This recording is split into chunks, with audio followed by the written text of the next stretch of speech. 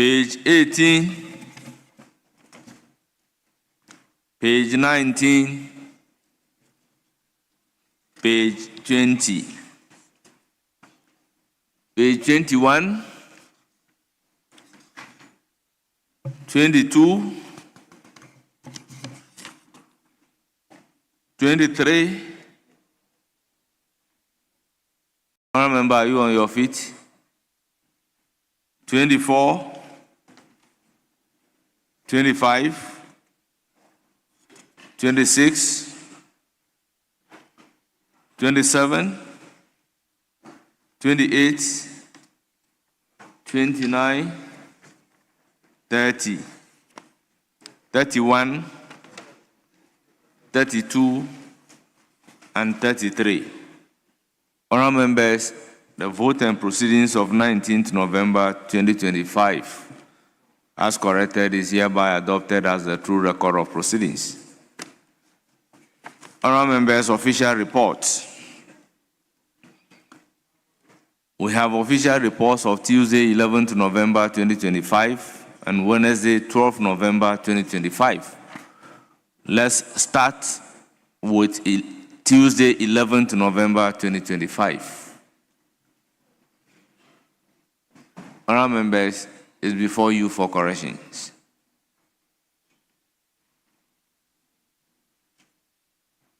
Honourable members, any corrections? In the absence of any correction, the vote and proceedings of Tuesday, 11th November 2025 is hereby adopted as a true record of proceedings. Now, vote and proceedings of 12th November 2025. Honourable members, any correction? In the absence of any correction, the vote and proceedings of Wednesday, 12th November 2025 is also adopted as the true record of proceedings. Honourable members, the next item is item numbered 6. Questions. Yes, Majority Leader.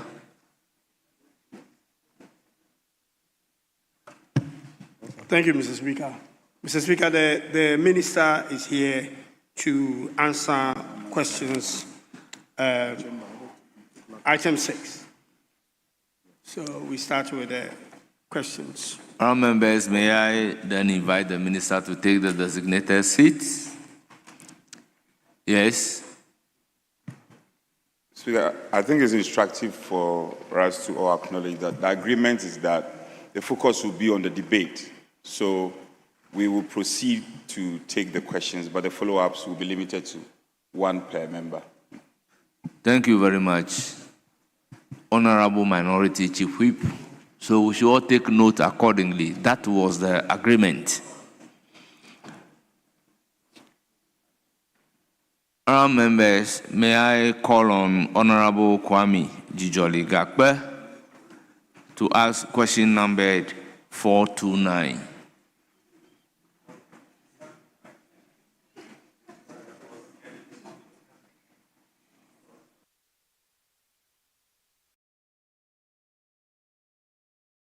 Yes. Speaker, thank you so much. Speaker, I have his authorization to ask the question on his Please behalf. do. Thank you. To ask the Minister for Food and Agriculture how much funds Ghana has received from international organizations to combat drought in the northern part of Ghana and how it has been utilized. Thank you. Thank you very much, Honourable Member. Yes, Honourable Minister, you have the floor.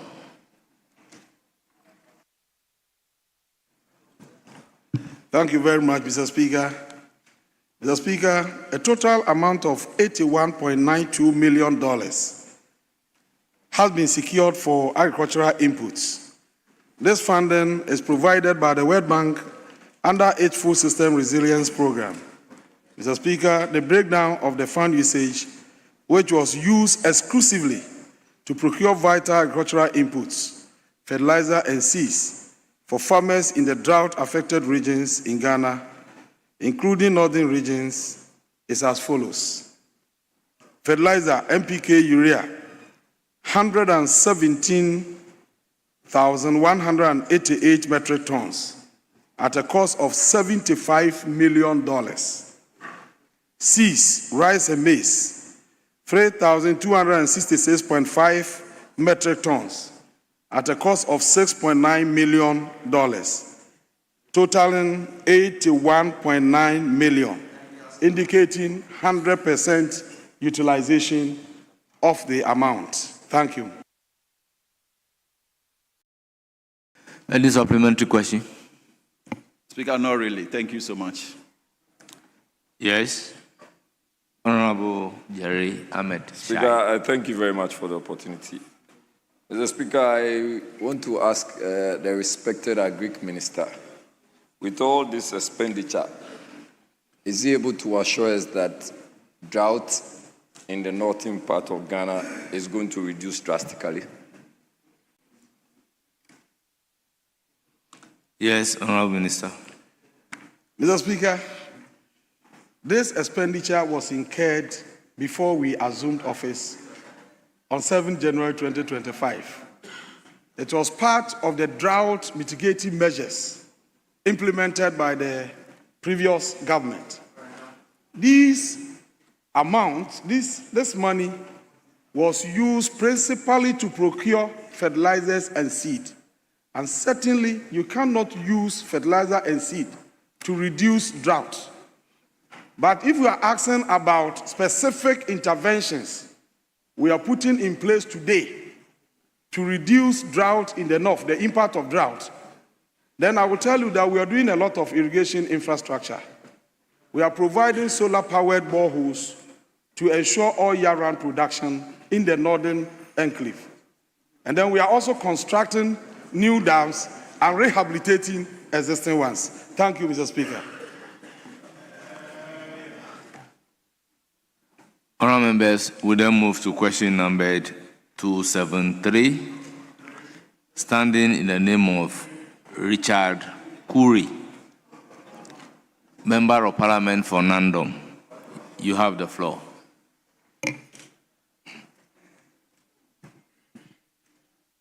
Mr. Speaker,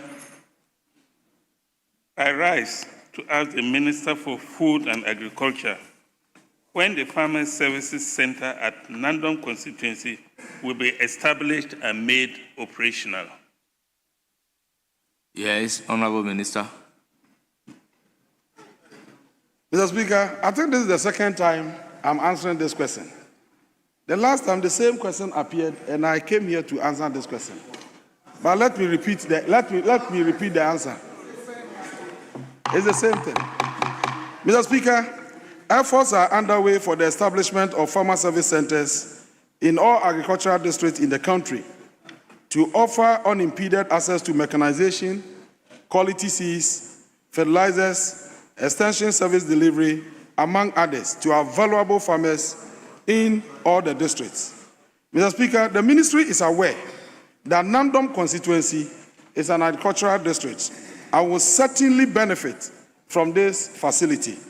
Mr. Speaker, in line with the above, I wish to assure this August House that the Nandom constituency will have its fair share of the facility as soon as the procurement processes are completed. Thank you very much. Any supplementary? Mr. Speaker, I have a supplementary question. I want to ask the Minister whether the Nandom district will be among the first 50 districts to benefit. Yes, Honourable Minister.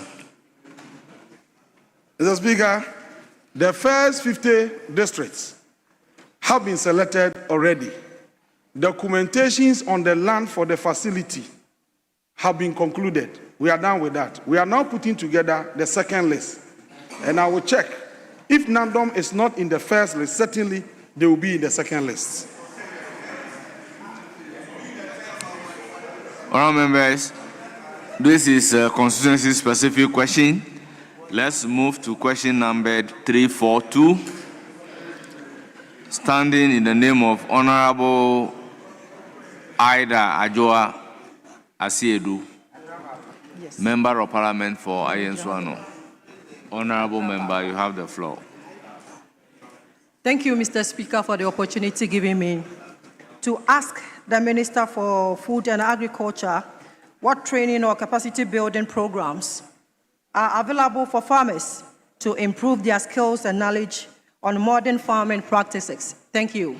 Yes, Honorable Minister. Thank you very much, Mr. Speaker. A variety of training and capacity building programs are programmed for farmers through the Directorate of Agric Extension and Agric Engineering Services Directorate of the Ministry, aimed at enhancing their skills and knowledge in modern farming practices. Mr. Speaker, some trainings are often delivered through farm and home visits, complemented by workshops with hands-on field practice to ensure practical learning and adoption of technologies. Mr. Speaker, the Director of Agric Extension of the Ministry has outlined the following trainings, some of which are ongoing. Preparation and utilization of compost and biochar for soil health improvement. Use of blended fertilizer for tomato cultivation to increase productivity. Construction of improved poultry and livestock housing structures for enhanced productivity. Formulation of nutritious feed for poultry and small ruminants. Inoculation of soybean seeds and rhizobium to boost nitrogen fixation and improve yields. Soil conservation practices, minimum tillage, cover cropping, intercropping, mulching, crop rotation, etc., etc. Safe use of agrochemicals, correct fertilizer application methods and rates, preparation of multi-nutritional feed block for small ruminants, compost making and application, nursery layout and seedling transplanting, pest control demonstration, harvesting, sorting and grading, post-harvest handling to reduce spoilage, compost preparation and organic fertilizer use, pest and disease scouting using sticky traps, safe use of agrochemicals and personal protective equipment, integrated pest management. Thank you very much. Any supplementary? Mr. Speaker, thank you so much. I'm grateful to the Minister for answering my questions. Thank you. Most grateful. Honourable members, let's move to question number 425. Standing in the name of Honourable Richmond Adam Kofi Potosu, Member of Parliament for Ho Central. Mr. Speaker, I rise to ask the Minister for Food and Agriculture on the Ministry's projected number of months for food security in case of any global pandemic. Yes, Honourable Minister. Mr. Speaker, in general terms, a pandemic is an epidemic of an infectious disease that has a sudden increase in cases and spreads across a large region, for instance, multiple continents or worldwide, affecting a substantial portion of the human population. Mr. Speaker, food security is multidimensional: availability, access, utilization, and stability.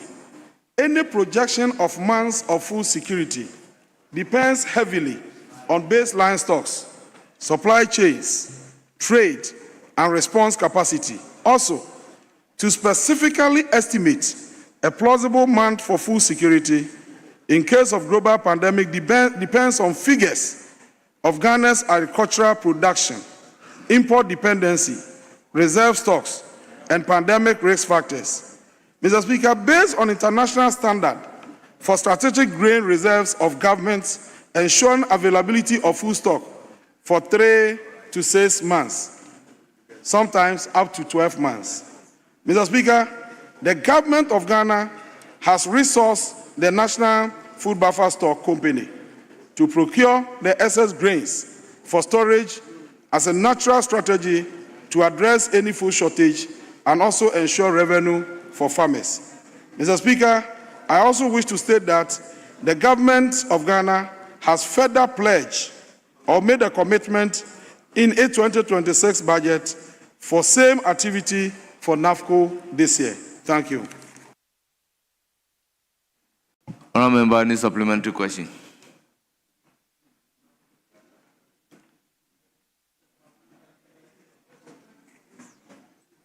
Thank you, Mr. Speaker, for this opportunity. I'm grateful the minister has spoken to my question. Thank you. We then move to question number 464. Standing in the name of Honorable Akwesi Jemfi Onyina Achampong, Kwabre East. Yes, Honorable Jerry Ahmed. Speaker, thank you very much. Speaker, with due deference to you, if I'm permitted to, I have this authority to ask the question. Once you have his authority, Yes. go ahead. Mr. Speaker, respectfully, I rise to ask the Minister of Food and Agriculture the plans of the ministry to ensure sustainable prices for actors in the cocoa value chain, including farmers, licensed buying companies, and transporters. Thank you, Mr. Speaker. Yes, Honorable Minister. Mr. Speaker, the last time I appeared here, a question on cocoa was posed to me. And I clearly indicated the position of this House on that matter. Probably I may have to repeat it for the purpose of records and to also let our colleagues understand that cocoa or cocoa board is no longer under the Ministry of Food and Agriculture, in consonance with the law passed by this House. So I cannot understand why Parliament will ask me to come here and respond to a question relating to an agency not under my ministry. At least Parliament must be fair to me. Thank you very much. Do you have a supplementary question to this? Speaker, we are grateful, and we are grateful to the Honorable Minister. Speaker, save that I think the Minister, respectfully, is also not being fair to you and some of us. Speaker, to the extent that admission of questions is the total prerogative of the Speaker. And therefore, even if there are some identification of problems with the question, Speaker, respectfully, I think that is within the remit of the Speaker. So, Honorable Minister, it is not totally us. We are all part of the process. Thank you. Honorable Jerry Ahmed, sometimes if you ask members to redirect the questions, they have a problem with you. We pass the law. Which member of parliament is not aware of the law that we pass? That cocoa board is no longer under Ministry of Agric.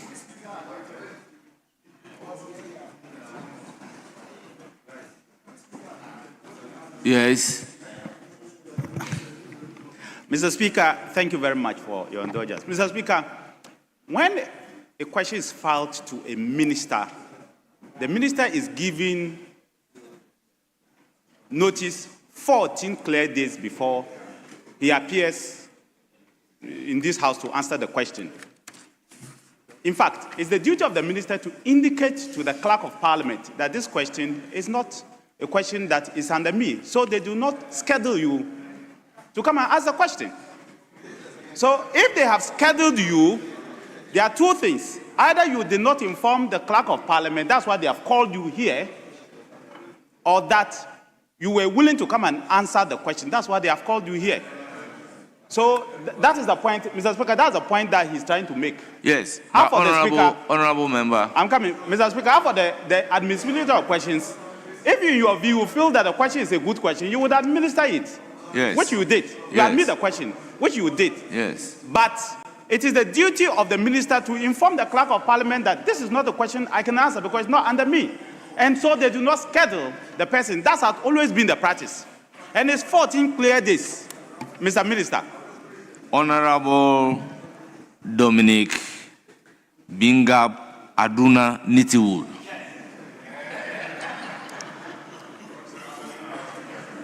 You see, the answer to the question appears at page 11 of the order paper. So having looked at the answer, you can do the honorable thing by withdrawing the question. But if you are not convinced by the answer, then you can proceed to ask the question. So the minister has brought his answer to Parliament, which constitutes notice to Parliament as well as the questioner. Honorable Minister, that being the last question for you today, we thank you very much for attending upon the House and responding to all these questions scheduled for you. Thank you very much. You are hereby discharged.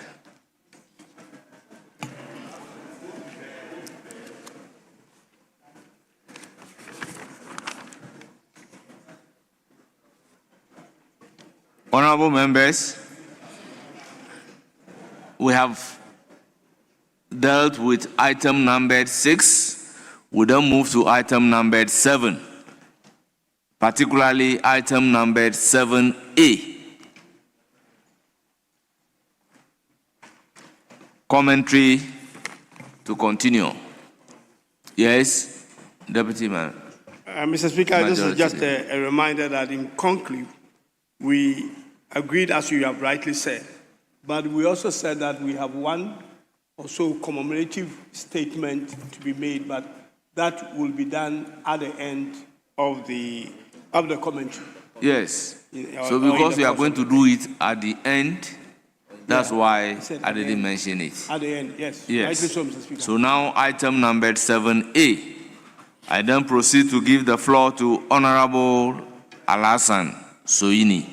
You have 15 minutes.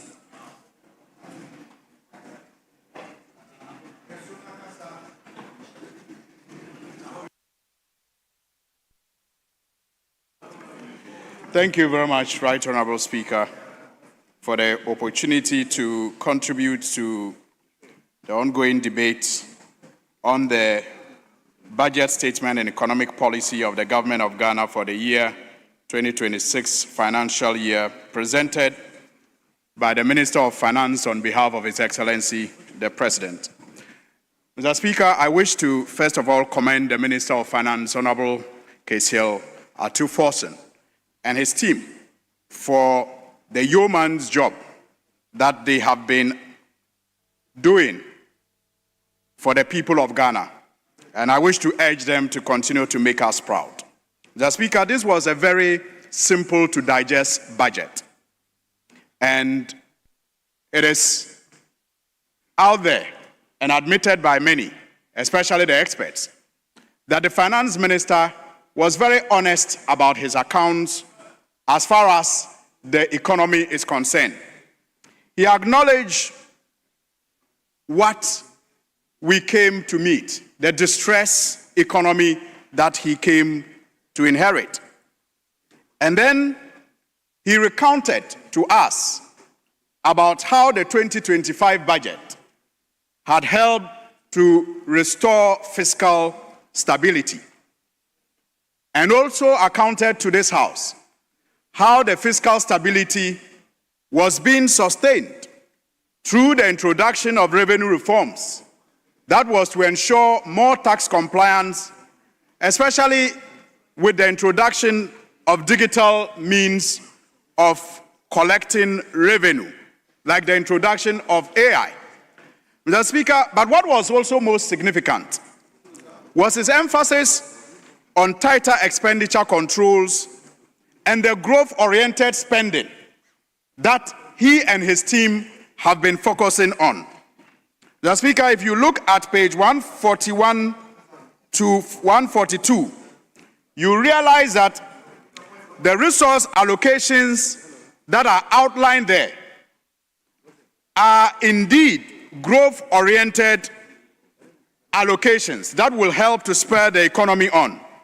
But, Mr. Speaker, I have followed the debate in the last couple of days, and I will say that it's been amazing watching our colleagues, especially on the other side, exhibit what seemed like the height of hypocrisy and stunning display of collective amnesia.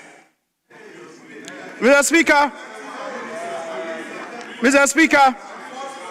It is amazing to watch them lament about unemployment and poverty, whilst criticizing this government's focus on critical infrastructure. Mr. Speaker, for 8 long years, they were the very architects of our current economic distress. They were in charge, Mr. Speaker.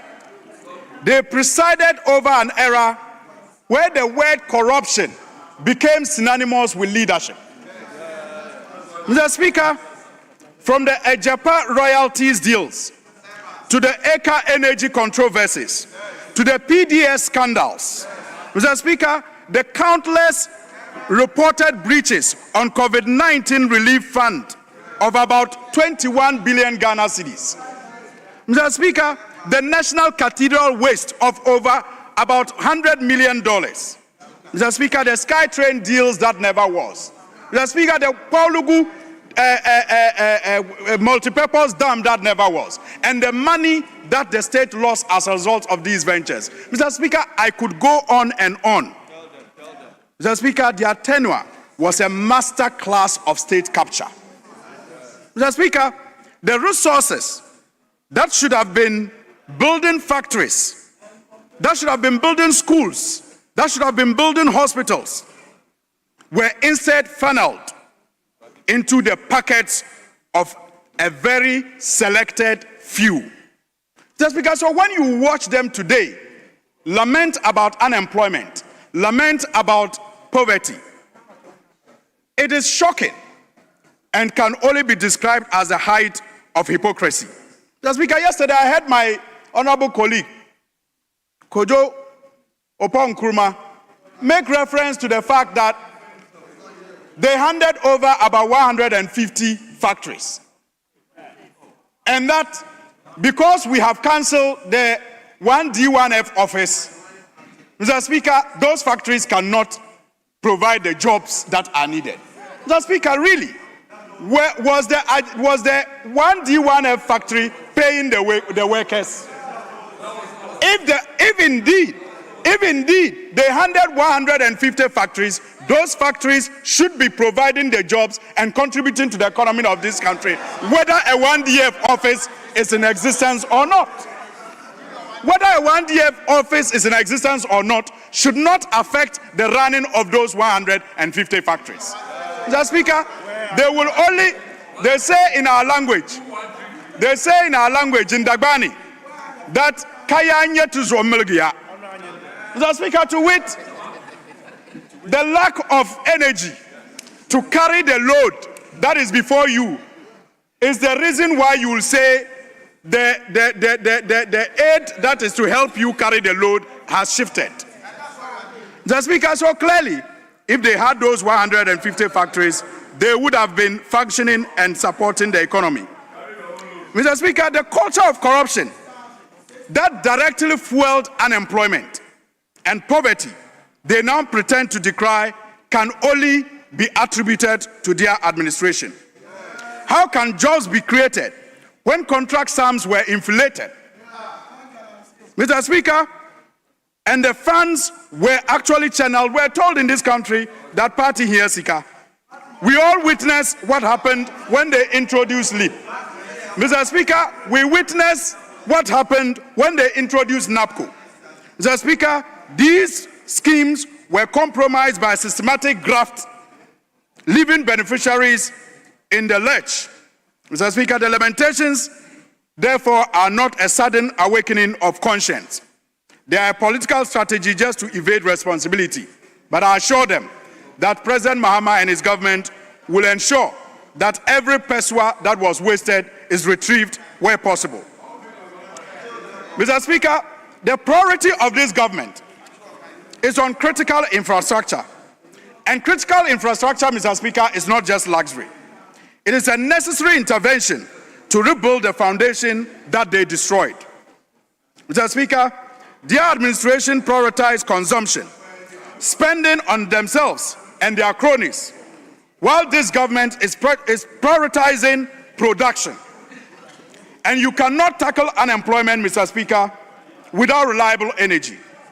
Investing in the power grid And renewable energy is what will power the industries that will create the jobs. And that is why in this budget, Mr. Speaker, you'll notice the commitment to a GPP2, the construction of another Ghana gas processing factory. Mr. Speaker, you cannot reduce poverty without efficient transport.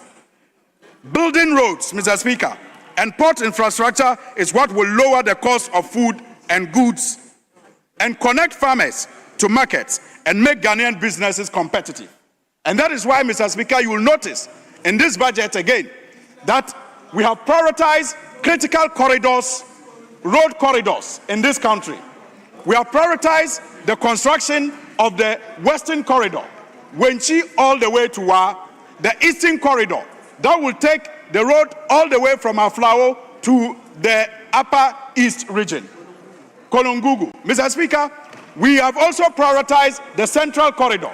And as we speak, the dualization of the Accra-Kumasi, highway has reached about 64% completion rate. And Mr. Speaker, you will recall that when we came into power, that project was stalled because there was no dedicated funding for that project. It has been put now on the Big Push agenda. Mr. Speaker, the headline of President Mohammed's Big Push agenda is the new expressway that will see about 8 interchanges on the Kumasi-Accra highway.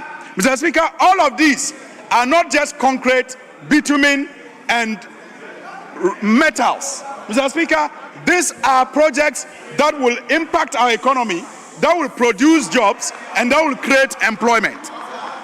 Mr. Speaker, you cannot attract investment without a transparent system.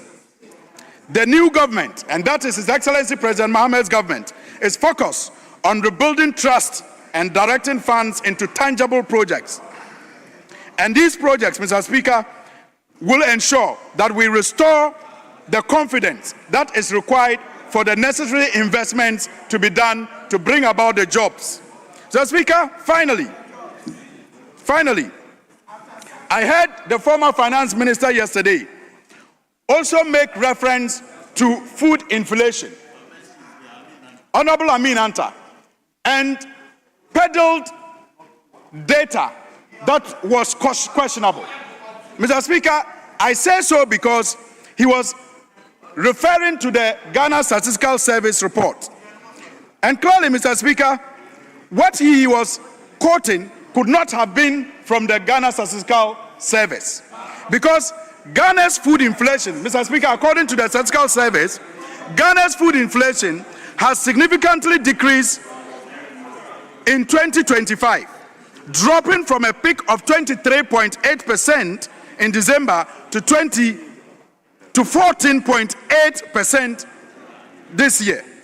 Mr. Speaker, clearly it shows that this is a substantial reduction of 9 percentage point decrease over the period, with a trend continuing with a year-on-year inflation. Mr. Speaker, and this is clearly from the Statistical Service website. So for the finance minister to have claimed that food prices were going up, clearly, and referencing the Statistical Service could not have been a correct reflection of what the true state of events are. Mr. Speaker, when I speak of this government investing in critical areas that will bring about employment and reduce poverty, I am talking about the finance minister's assurance that about 245 million Ghana cedis is going to be made available to the Ministry of Agriculture to ensure that we improve the agro-industrial value chains covering Feed Ghana. Mr. Speaker, I also refer to the 6.9 billion oil palm finance window that will support implementation of the national policy on integrated oil palm. Mr. Speaker, I speak of the no fee stress policy, which will continue and will be allocated 537 million Ghana cedis this year. Mr. Speaker, I speak of the 25 million Ghana cedis for free tertiary for persons with disabilities. Mr. Speaker, these are the growth-oriented spending that the finance minister seeks to lead his team to implement in the 2026 budget. I therefore call on our friends to drop the height of hypocrisy and join us in approving this budget for His Excellency the President to build the bridge, to provide the ladder that will help us climb out of the abyss that they left this country only about a year ago. I thank you very much. Thank you, Honorable Member. I then proceed to give the floor. Honorable members, can we listen to each other in silence?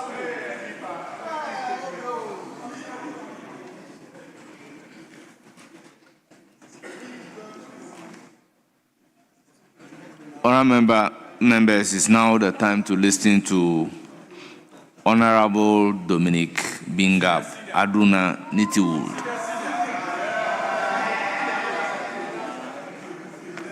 Thank you, Mr. Speaker. Mr. Speaker, my good friend opposite just spoke as if he was in opposition. My brother, you have moved to government. You are no more in opposition. Bring us the hard evidence of the corruption you are talking about and stop lamenting. Lamentations will not help you. You lamented for 8 years. You are in government, you are still lamenting. Stop the lamentations and work. Mr. Speaker, I hold in my hands 175 promises made in the 2025 budget. Mr. Speaker, if you care, I will lay it for the pleasure of the majority. Mr. Speaker, less than 30% of this has been achieved. And in fact, of the 30% that has been achieved, 70% of it are policies that has its foundation laid by the previous administration. Mr. Speaker, again, I have in my hands promises that were made in the 2026 budget. And Mr. Speaker, in the 2026 budget, you have again gone to make 222 promises. You made 175. You didn't even meet 30%. You have made another 222 promises. Mr. Speaker, let me lay that as well.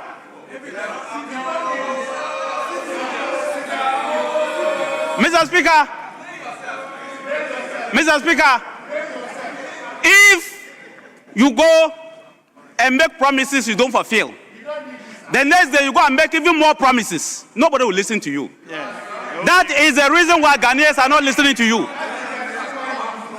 Mr. Speaker, that is the reason why Ghanaians are not listening to you. Take time and read your budget. I've given you the promises that you made. I've made it easy for you. If you don't have time to read the entire budget, I've made it easy for you. Go there and check. You will see all of them. Mr. Speaker, what is worse off is that my friends opposite from 2019, for 4 good years, in fact 5 good years, made hell and fetish out of buying and retooling the military. Mr. Speaker, they insulted the former president, insulted my good self. Some of them, led by the foreign minister, became experts in aviation overnight. Mr. Speaker, today you have come and under paragraph 1091, you say you want to buy 1 long-range aircraft and 1 medium-range aircraft. Mr. Speaker, even them to accept the fact that they are intending to buy VIP and executive jets, they are running away from it. Mr. Speaker, we have 2 types of aircraft that are controlled and operated by the military. The first is the executive aircraft, Mr. Speaker, and the second is the military aircraft. Mr. Speaker, a medium-range military aircraft includes Casa 295 please. And Honorable Lockheed- members, let's listen to each other in silence. And then C90. Mr. Speaker, I will lay that so that they can read for their own pleasure. Mr. Speaker, the military of Ghana already has 3 medium-sized range aircraft, the military one. Mr. Speaker, for the long-range aircraft, Mr. Speaker, it includes heavy bombers like B-2, large transport aircraft. I also lay this so that you can read for your own. Mr. Speaker, it only leaves Ghana. Ghana does not need and cannot operate, and no African country operates a long-range military aircraft. It only leaves us with one option, what we call the VIP aircraft. Mr. Speaker, this is how the VIP aircraft looks like. What in Ghana here we call presidential aircraft. This is how it looks like. And you intend to buy 2 of them.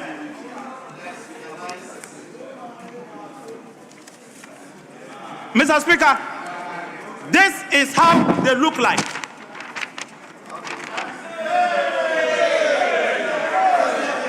This is how they look like. And Mr. Speaker, this is what they want to buy. And I'll put it for the pleasure of members.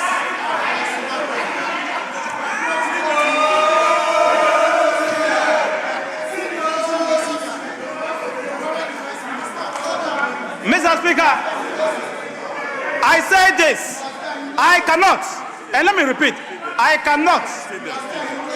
can never be against the purchase and retool of the military. Never. After 8 years, I will never be against it. In fact, I was here to fight for the military to get aircraft. I will never and can never be against it. But you on the opposite side, you need to explain to the people of Ghana why for 5 years you fought against it. 9 months later, you are running to buy not 1, but 2. What is that? Mr. Speaker, you need to do that and possibly apologize to the people of Ghana. Mr. Speaker, let me be very frank. Then if you have 9 billion, if you check the budget this year, 2025, you check the commitment that they are put in the budget for 2026 this year, that's next year, 2027 and 2028, the total budget is 9 billion Ghana cedi. This one. Mr. Speaker, that is what is being committed to retool the Ghana Air Force. Mr. Speaker, if you have 9 billion Ghana cedi in 3 years to spend on the Ghana Air Force, go first like we did and procure 1 fighter jet for the military. That is what the military needs first. Mr. Speaker, it is the reason why I came to this house, to come and lay in this house the procurement of 6 LNG new generation fighter jets for the military. That program is still there. The only reason those jets have not arrived is because we entered into an IMF program and all the funding banks stopped paying. Mr. Speaker, I say to you that if you talk to every soldier, if you talk to every Air Force officer, every pilot, that if government has 9 billion, the first thing they will tell you, Mr. Speaker, is that buy us what we will need to be able to protect the people of Ghana. And what they need to protect the people of Ghana is helicopter gunship and fighter jets first.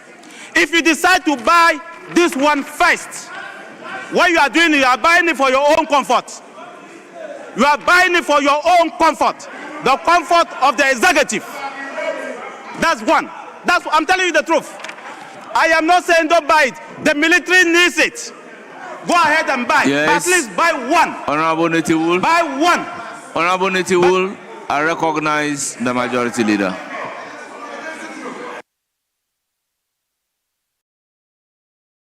Mr. Speaker, Mr. Speaker, I've been trying for quite a while to get your attention, to catch your eye, because a very senior member of this House, who was a front bench member and a leader for a long time, is doing something that I thought we need your guidance on. In the budget statement, there is mention of retooling the Air Force and then budgetary allocations. Without this Parliament being given specs regarding exactly what type of aircrafts the Air Force will be purchasing, he has gone to Photoshop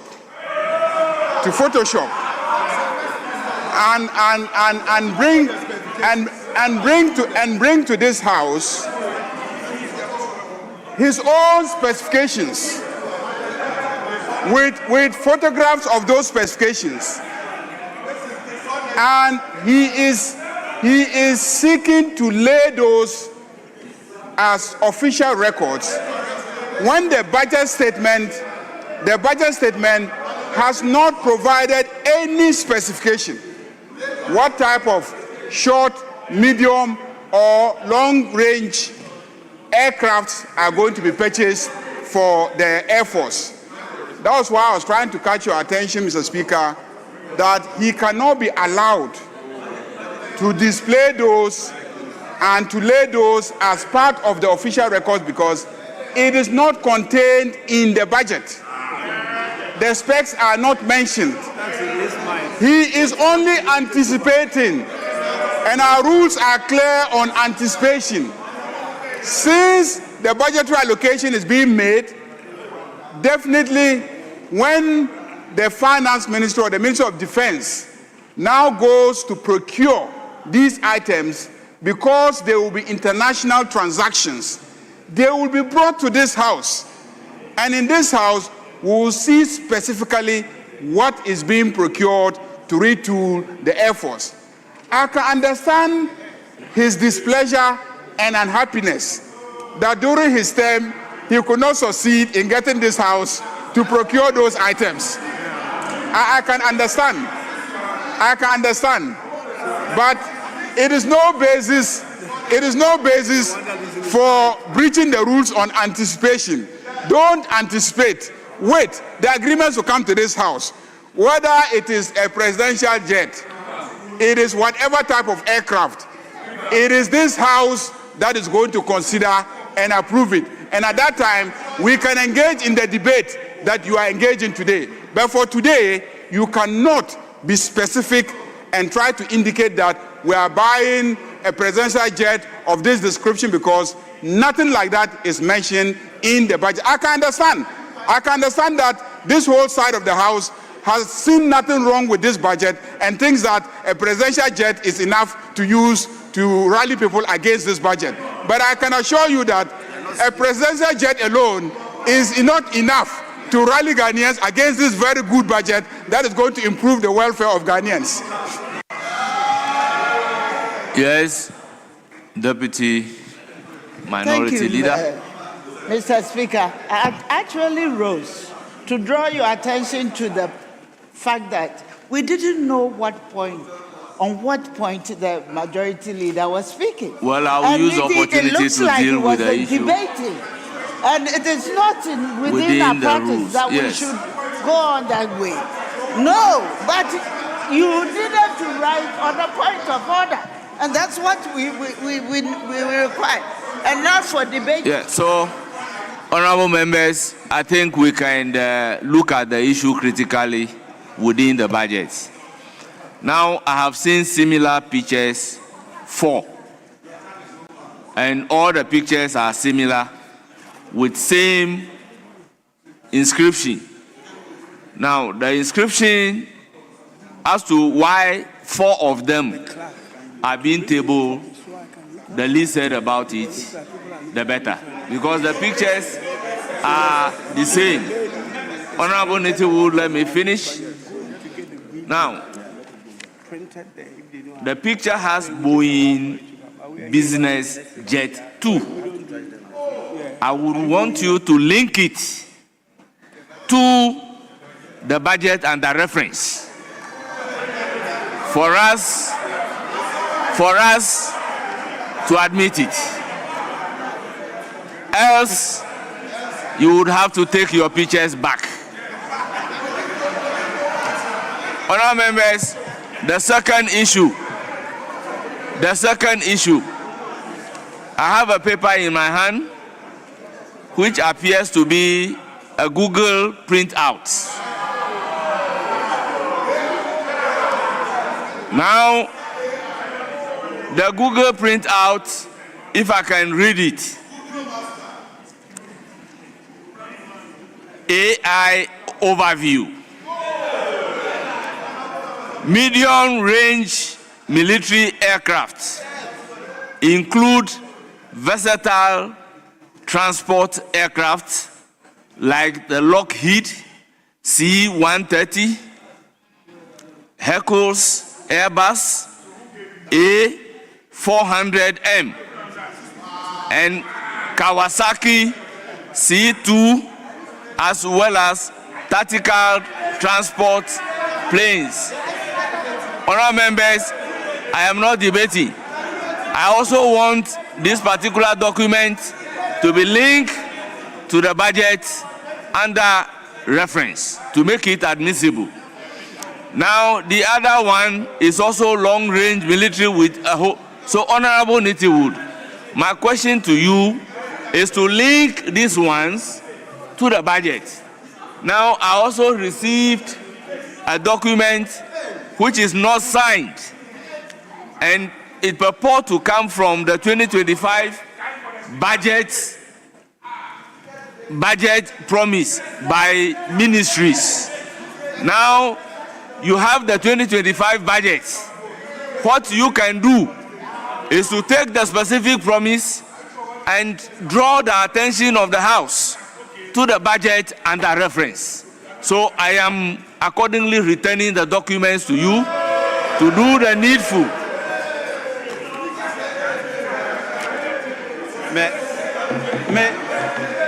Mr. Speaker, Give it back.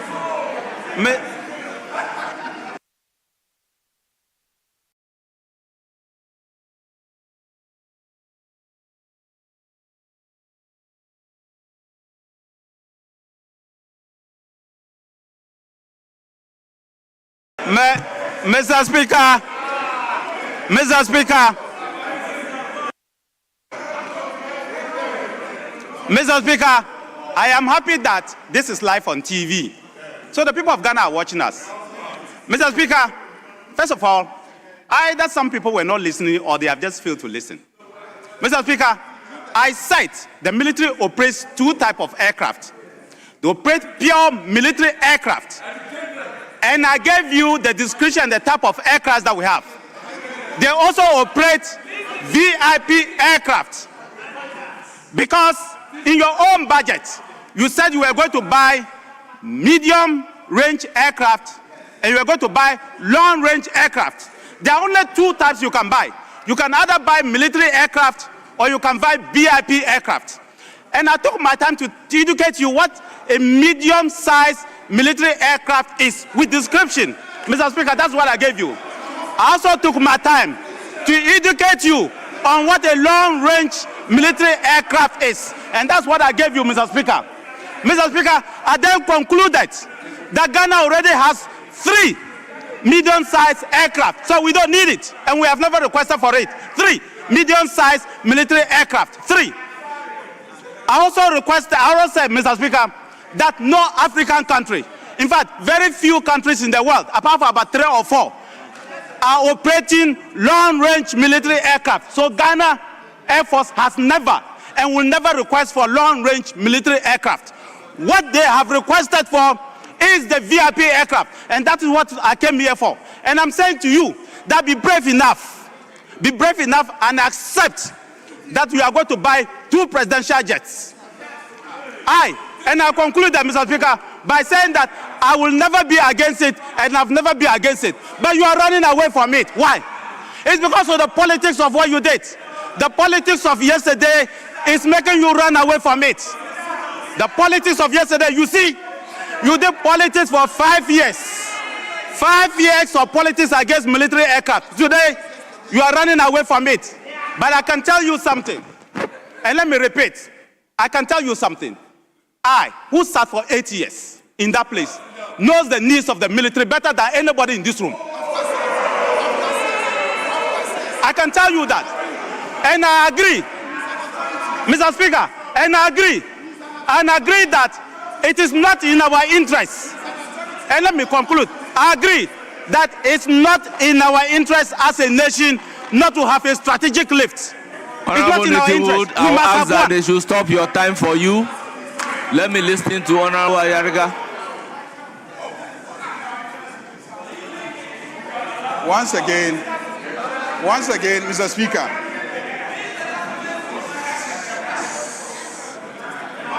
Once again, Mr. Speaker.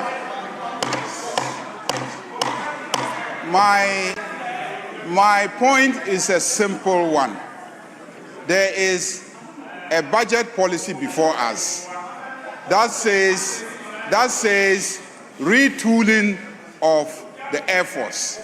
Retooling of the Air Force. There is nothing in it about a presidential jet. There's nothing in it about a presidential jet.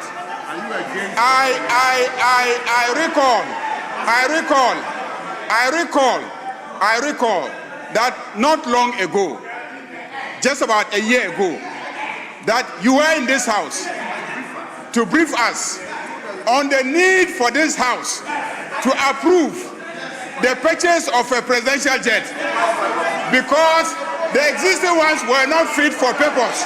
And that is why the president was hiring aircraft and buffing in the air. Aircraft that had bathrooms, and he was flying and buffing in the air in aircraft that had bathrooms. You were saying that there was a need for aircraft, presidential jet, because the existing ones were not fit for purpose. I am saying that this budget does not mention a presidential jet. This budget talks about retooling the Air Force. And our rules, Rule 25, Rule 125. Let me read, Mr. Speaker. Mr. Speaker, let me read. Rule 125 says, a member shall not anticipate any matter by the consideration of a motion dealing with the subject matter which is likely to be introduced in the meeting. And I'm saying that once we approve this budget, the details of what constitutes retooling of the Air Force, the details will come to us. That motion will come. And when that motion comes, and it is a presidential jet, we'll debate it. But as of now, there's nothing in the budget about a presidential jet. And so you cannot premise your debate on anticipation that this government might be considering the purchase of a presidential jet. So I plead with you that once again, I've noticed for the past 3 days that the debate has all been about a presidential jet. That is the only point I hear from my friends in the minority. Yes. It is a speaking point that almost everybody who gets up tries to have on, and it is not in the budget. It is not in the budget. Yes, Honorable Patrick Boama.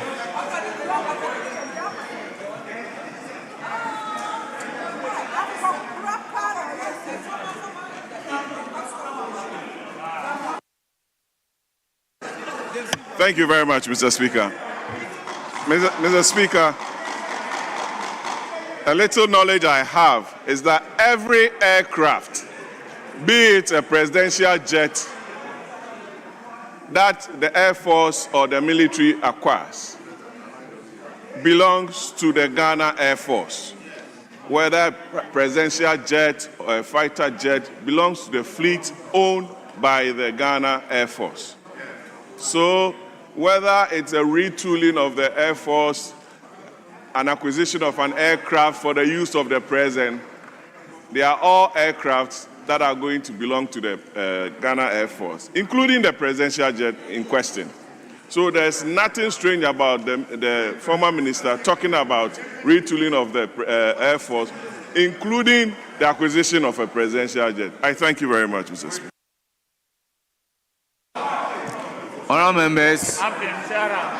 Honorable members, with all due respect, the budget is before all of us.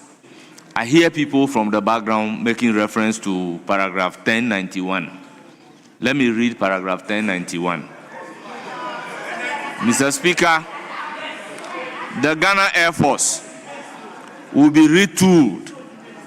Beginning 2026, the government of Ghana will begin the procurement process for the acquisition of 4 modern helicopters and long-range and 1 medium-range aircrafts. So, honorable members, we have always been saying that you cannot be wrong using the constitutional language. In this case, you can also not be wrong using the language in the budget.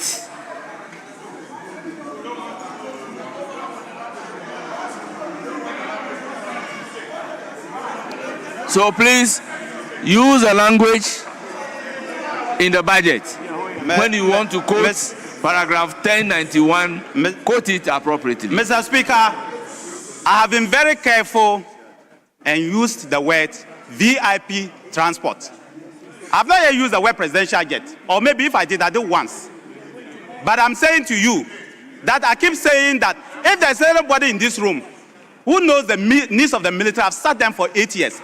And I'm saying to you that I hold the same position I held last year and for the last 8 years, that it is not in our interest as a country not to have a strategic lift. We need it. Mr. Speaker, I've said that. I am saying the government should own up. You want to buy 2, own up. Apologize to the people of Ghana and go ahead and convince us why you rejected for the last 5 years. You rejected the purchase of 1, and today you want to buy 2. 1 long range and 1 medium size. That is what I'm saying to you. Mr. Speaker. Mr. Speaker. Sit down. The nurses, the teachers of this country,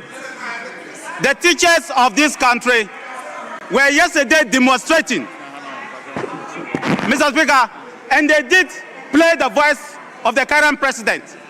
When the current president said to the teachers that he would do automatic posting, where is the automatic posting for teachers? Mr. Speaker, you cannot even post the teachers. The MPP posted over 60,000 teachers in the 8 years. Over 80,000 were health personnel in the 8 years, and over 60,000 education personnel over 8 years. I said 60,000 education personnel over 8 years, we posted them. We again posted over 80,000 health personnel in the 8 years. Yesterday, teachers were on demonstration. The nurses came and did their own. Why are you sophisticating these 2 things when you promise them? These 2 sectors. Why? Why are you not employing them? You promised them you will employ them. Why are you not employing them? You give teachers 6,000.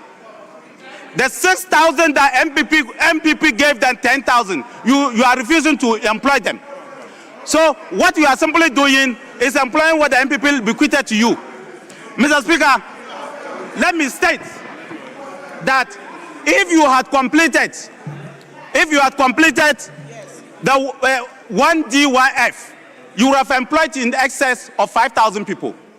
Mr. Speaker, if you had completed Agenda 111, you would have been able to employ in excess of 3,000-4,000 people.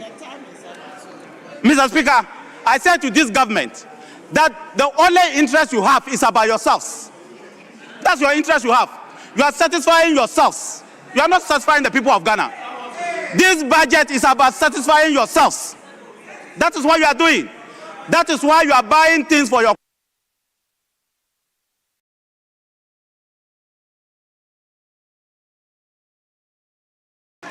Honourable member, your time is up.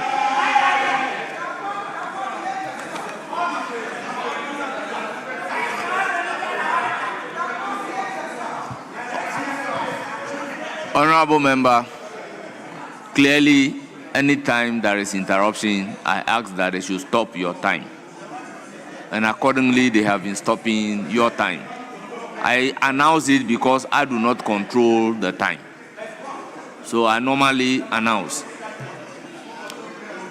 Honourable members, before proceeding to acknowledge our guests, let me indicate that I have given the opportunity to Honorable Dominic Bingab Aduna Nitiwood to link the pictures and other documents to the budget under reference. He has not been able to do so. Honourable members, on that note, having not linked the pictures and other write-ups to the budget, I would order that anything said about the pictures as well as the documents should all be expunged from our record as if it does not exist. Honourable members, I have also looked at the budget carefully. I haven't seen any picture in the budget. I find it very difficult to establish a nexus between the pictures and the budget. Accordingly, it should be expunged. Then I proceed to acknowledge the presence of worldwide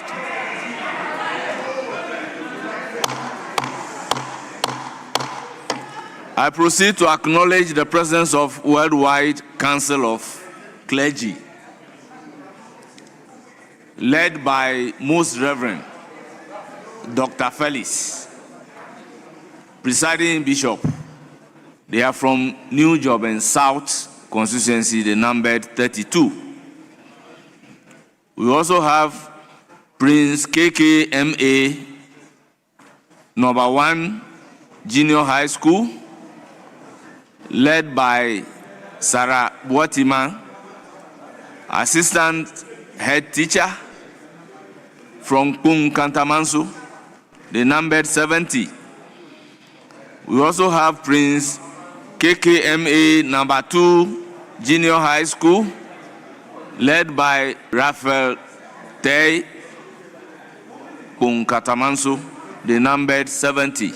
Honourable members, on your behalf, I welcome them to Parliament of the Republic of Ghana. You are welcome. May you have a very fruitful stay.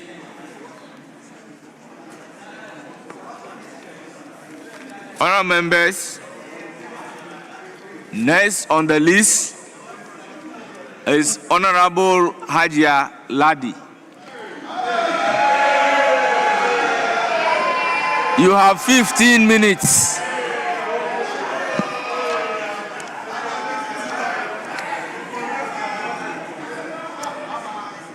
Thank you very much, Mr. Speaker.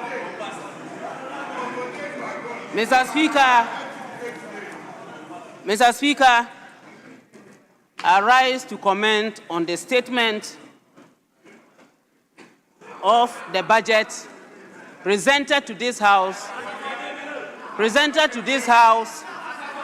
by the Minister for Finance on behalf of the President of the Republic of Ghana, His Excellency John Dramani Mahama.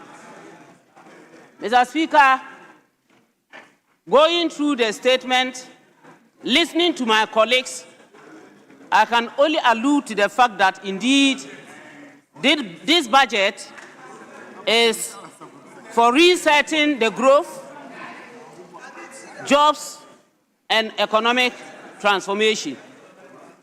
Mr. Speaker, what took my breath in the budget, first of all, was on the issue of our education. Mr. Speaker, for quite a long time, especially the past 8 years before this current government came into office, Mr. Speaker, all we could hear was about free education and changing times for going to school, especially the secondary school, like traffic lights, where students went to school, either spent only 2 weeks or 3 weeks, came back and had to go back. It was quite devastating for both students and parents. In order to reset, we have gone back, and in this statement it is clearly stated, Mr. Speaker, reference page 142, paragraph 1150, to look at the basic level of education. Mr. Speaker, we are quite aware that most people struggle because at the basic level, they don't have the rightful infrastructure and what have you to support them.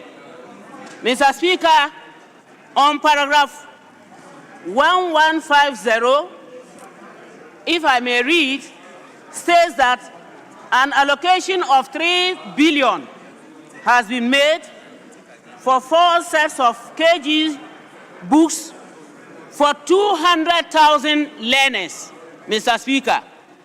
Mr. Speaker, 4 sets of primary textbooks for 2 million learners. Mr. Speaker, 9 sets of JHS 3 textbooks for 500,000 learners.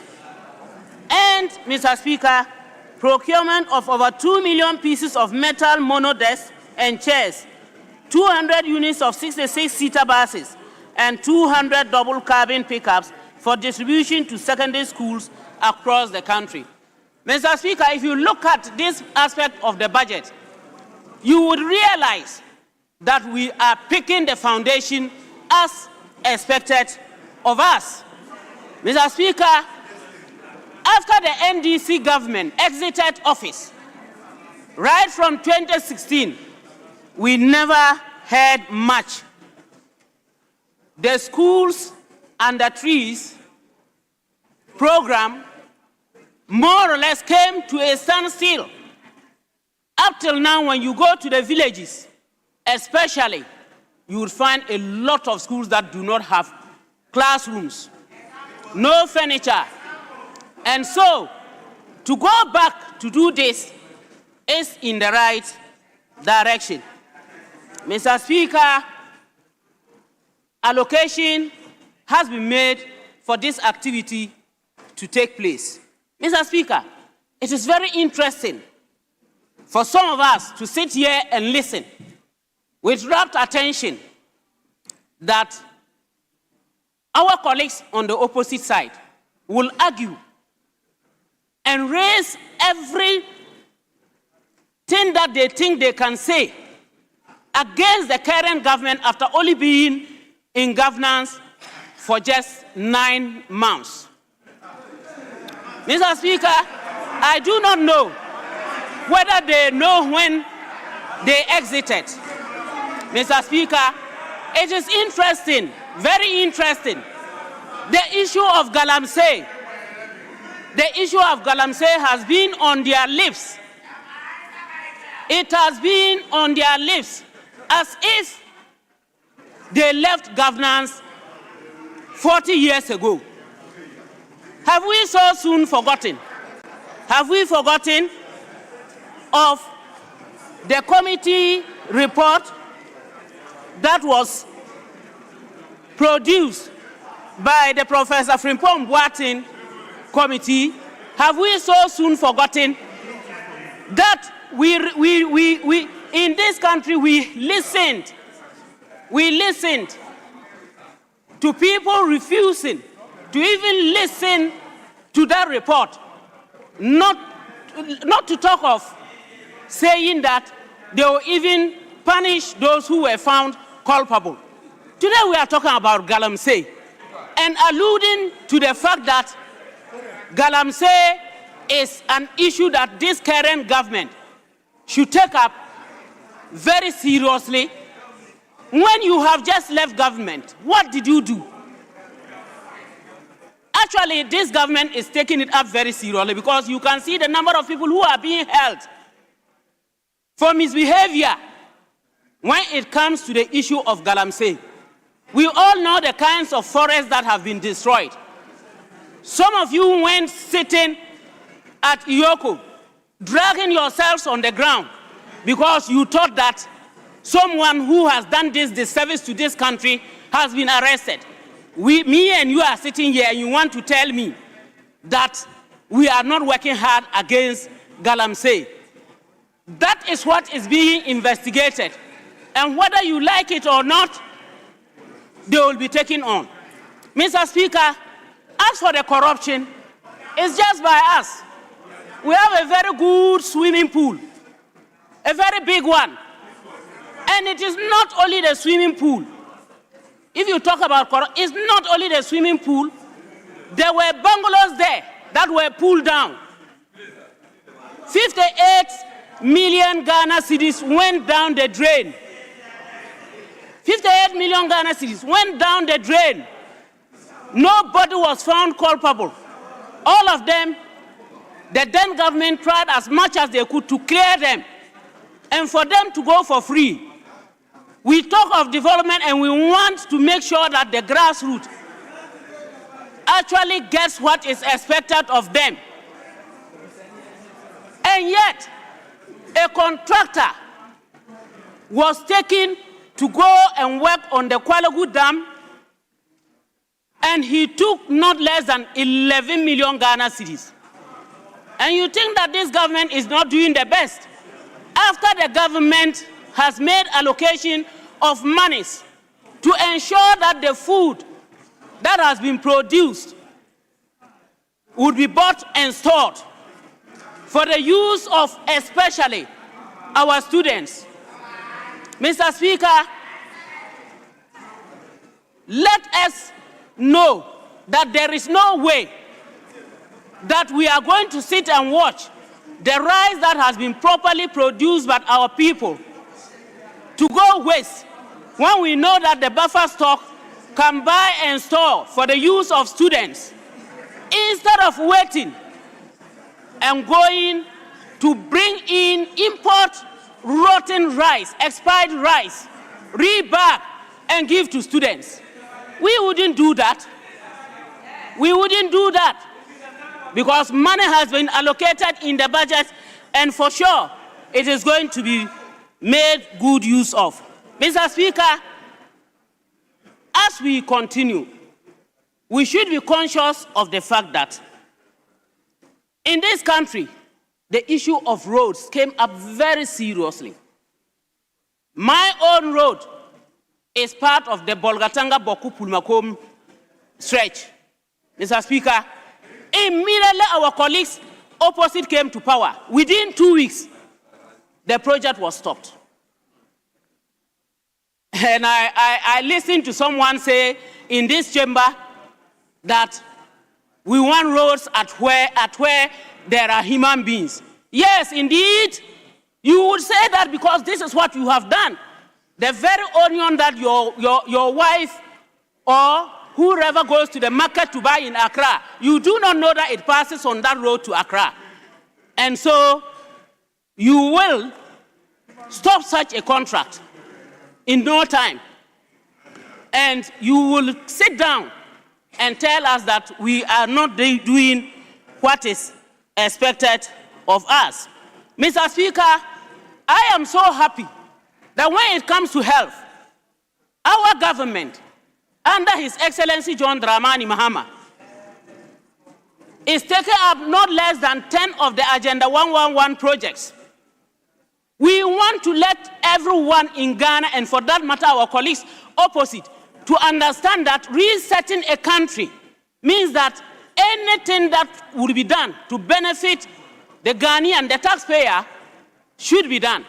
And that is exactly what this government is doing. Otherwise, if we had been like them when they came to power and decided to stop most contracts, we wouldn't have done the Agenda 111 projects. But we are quite aware that it is the money of the taxpayer and it is going to be to the benefit of every Ghanaian. And so it is being done. We shouldn't run away from issues and rather try to bring issues. Mr. Speaker, I will not be able to finish without mentioning LGBTQ+++. Is it not interesting that we sat here, worked on the bill, did everything possible, and eventually, when it was sent for the president then to append his signature, he rejected it. Today, the same persons have the guts to tell us that we must sign it. We will, inshallah, we will sign it. We will sign it. His Excellency John Dramani Mahama is ready to sign it, and it will be signed. Because we are not going to dance to whatever you are doing or what you are saying. We are going to do it and say it as expected of us. Mr. Speaker, if we come to the issue of projects, and we suppose that this government is not working hard to ensure that this country, and for that matter, every Ghanaian benefits, I'm not sure we would have been ensuring that the district assemblies, decentralization, this is proper decentralization, are being given the funds to ensure that there are markets in basically every district. Because the government is fully aware that both men and women, children, boys and girls alike, their economic prosperity many a times ends in the markets. Let us even take Accra Central. Not too far, Mr. Speaker. When you get there, you realize that the market actually needs a lot of work. Even the Kayaye, whom we were working hard to support, that when they came, they decided to build hostels for them to go and sit in. Instead of training them and supporting them, they find it difficult to work in the markets when they go to carry goods for people. This is something that we must give a very big hand clap to His Excellency John Dramani Mahama. Mr. Speaker, the schools that we have always touted and spoken about, what did the previous government do? Food for students. The students in secondary schools. Honourable Member, conclude. What happened? There was no food. And they were warned, head teachers and headmasters were warned, if you go and say that it's because there's no food, you would exit. And actually that was what was being done. Mr. Speaker, this budget is actually resetting Ghana, and inshallah will reset Ghana to the benefit of all of us. Thank you very much, Mr. Speaker. Thank you. Thank you, Hajaladi. I will give the floor to my very good friend, Honorable Patrick Yaobuama. You have 15 minutes. Thank you very much, Mr. Speaker, for giving me the opportunity to add my voice to the statement being commented on by colleagues on the floor. Mr. Speaker, for the first time in many years, the budget of this country was read around 5:37 p.m. It's very important to make that point, Mr. Speaker. Not during Kwesi Botche's time, not during Kwame Pepra's time, Safu Mafo's time, Barredu's time, up to Atufosin first.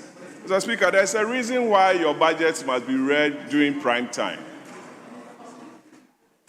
When our budget was read at 5:37 p.m. this year, our major creditors were all asleep.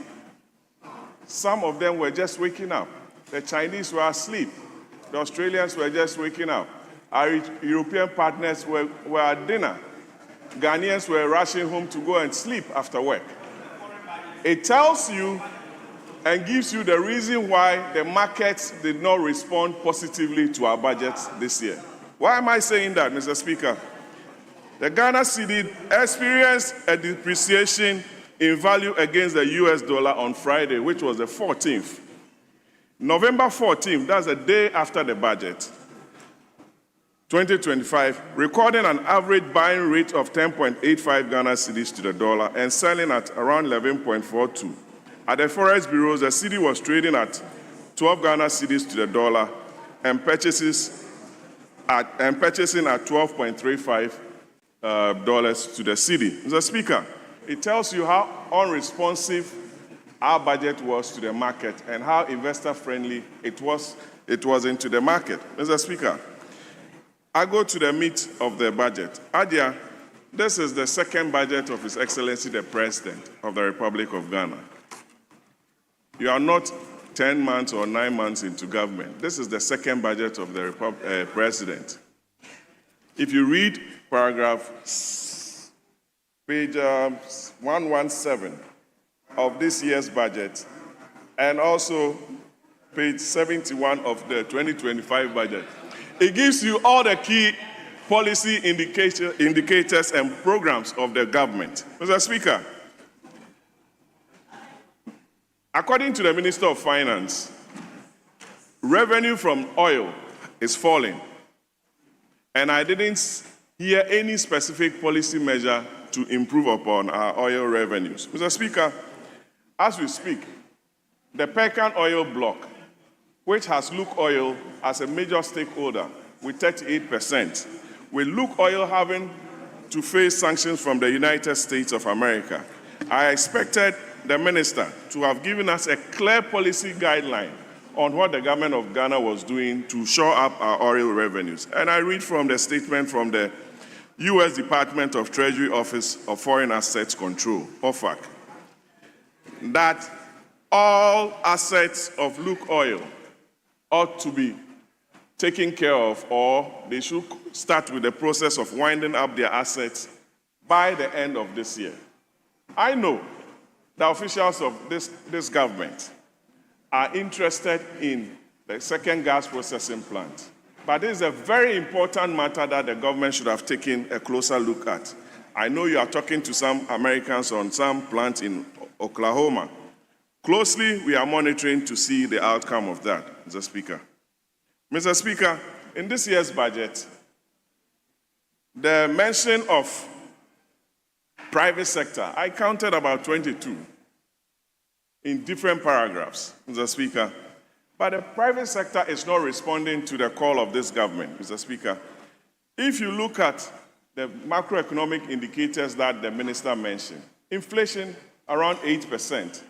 But the ones that the private sector has to look at to take the bold steps to invest and create the needed jobs in the country were very weak and low. Mr. Speaker, non-performing loans, according to the Bank of Ghana, is just around 23%, Mr. Speaker.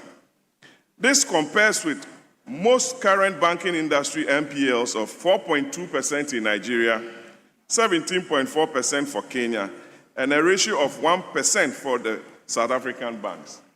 So, if the government is refusing or has not taken any bold steps to pay contractors of monies owed them, how would they be able to go out and make the necessary borrowing, invest in the right sectors of the economy, and create the needed jobs that this budget is seeking to talk about? Mr. Speaker, if you look at the cover page of this year's budget, you can see a clear Photoshop of a certain express road that the minister spoke about, that he was going to construct an express road to Kumasi. Mr. Speaker, what is the crime of the people of this country, especially those of us who plied our route to our villages, especially from Accra to Paga and to Boko, for 8 years, from 2009 to 2016, not a single kilometer of road was added by the NDC government. Yes. Yes. You come into government again, and instead of you prioritizing with the completion of the dualization of the Accra-Kumasi road, you are telling us that you are going to construct an express road. From which funds? It's a complete misplaced priority. What Ghanaians want to see is the completion of the dualization project that was started by the Akufo-Addo administration. Yes. Then you can even look at that, because even the financial models do not help you. How are you going to construct this? Through a PPP arrangement? And how much are you going to charge road users? It's for you to take that decision. But Mr. Speaker, let me share this data with you. I got it from the National Road Safety Authority. In 2025 only, deaths on the Accra-Kumasi highway is 525 for Eastern Region, Ashanti 570, and Greater Accra 331. Mr. Speaker, so a reasonable government would take the completion of the dualization program as a priority, complete it, and save Ghanaian lives rather than taking another step of constructing an expressway, which I believe it's not a priority for Ghanaians. Mr. Speaker, it's very important we look at that.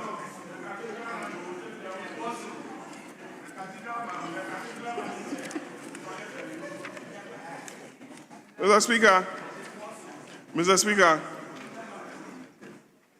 Mr. Speaker, the budget also made some allocation to the agency responsible for the fight against Galamsey. Mr. Speaker, a whopping 150 million cedis has been allocated to them. I did some conversion and it came to about $30 million. It's a good step that we need to fight Galamsey. But the monetary mechanisms that ought to be in place, especially with the promise of the NDC government to come in and fight Galamsey, I believe has not been met. Mr. Speaker, we were promised a complete state of emergency by the government of the day.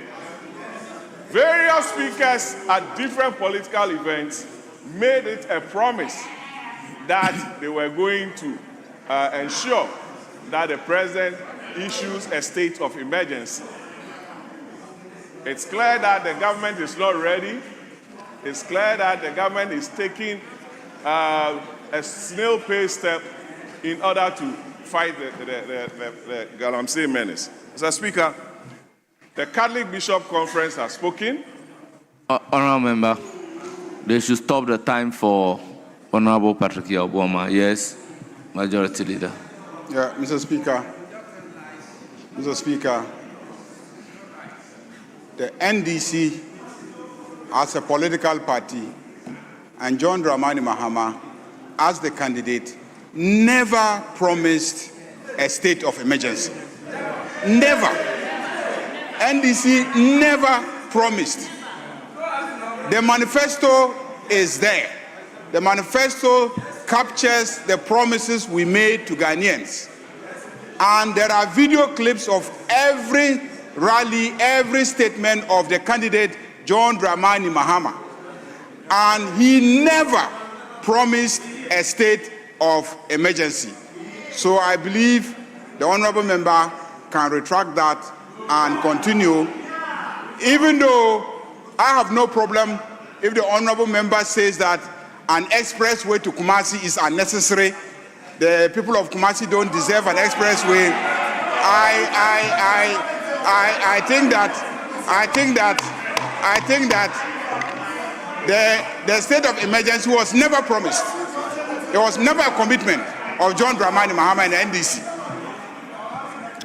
Yes, Honorable Patrick Boma. Mr. Speaker. Did you say some experts propose a declaration of state of emergency?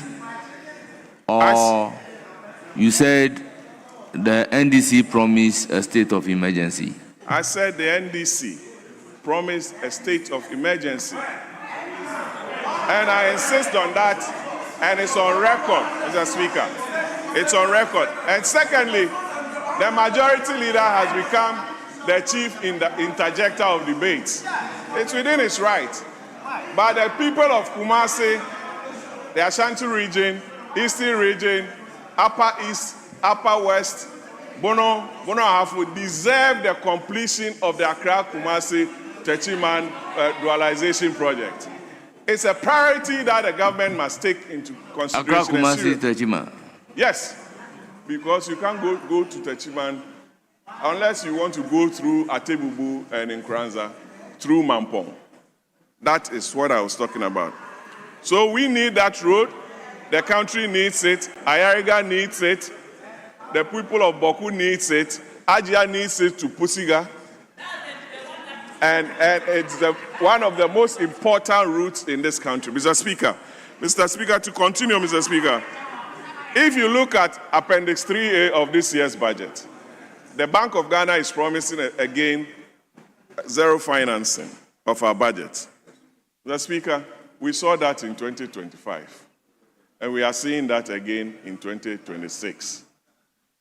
The question that I want to ask the Bank of Ghana is that, who is funding the gold reserve program? How much gold has been purchased? How much has been sold? At what rates? And at what price?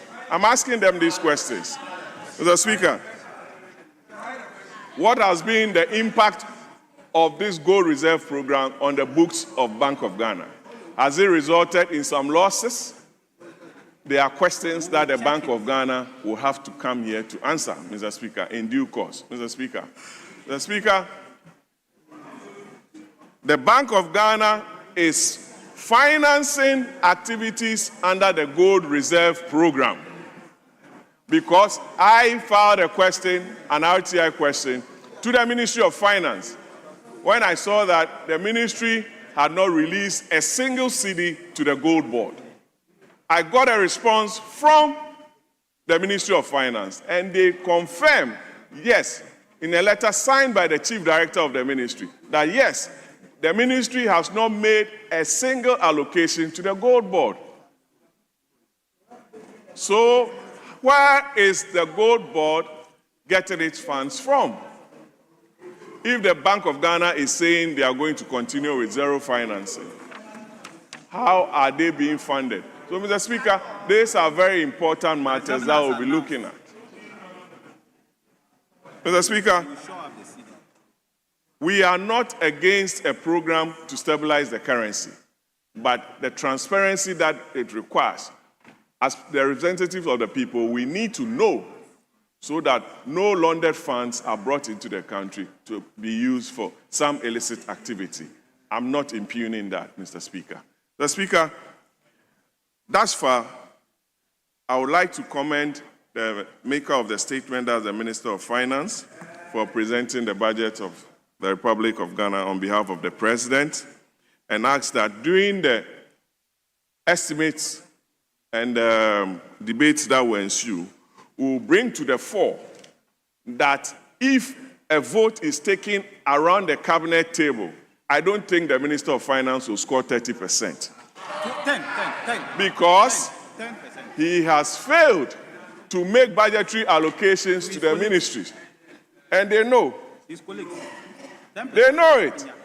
He will not score 30%, not 10% around the table. Suhini is aware.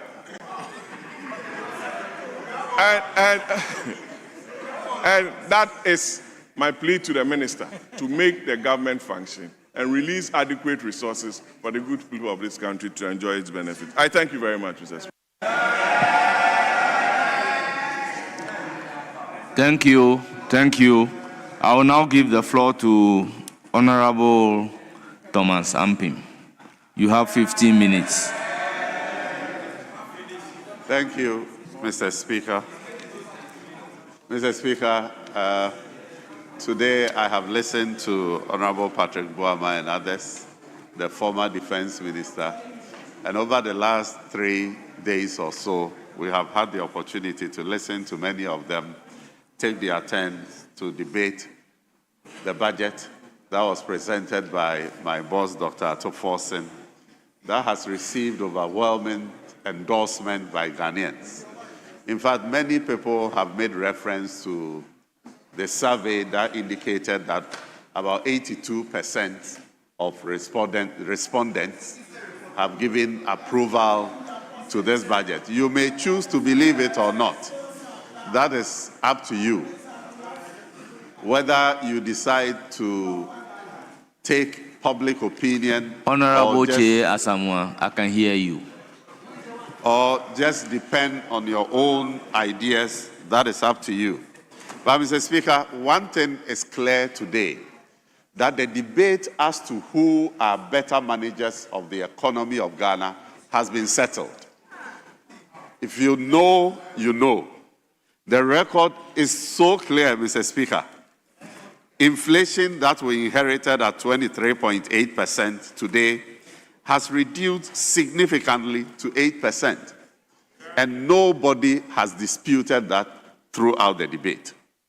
Public debt, as we inherited, 726 billion in December, has reduced significantly to 630 billion.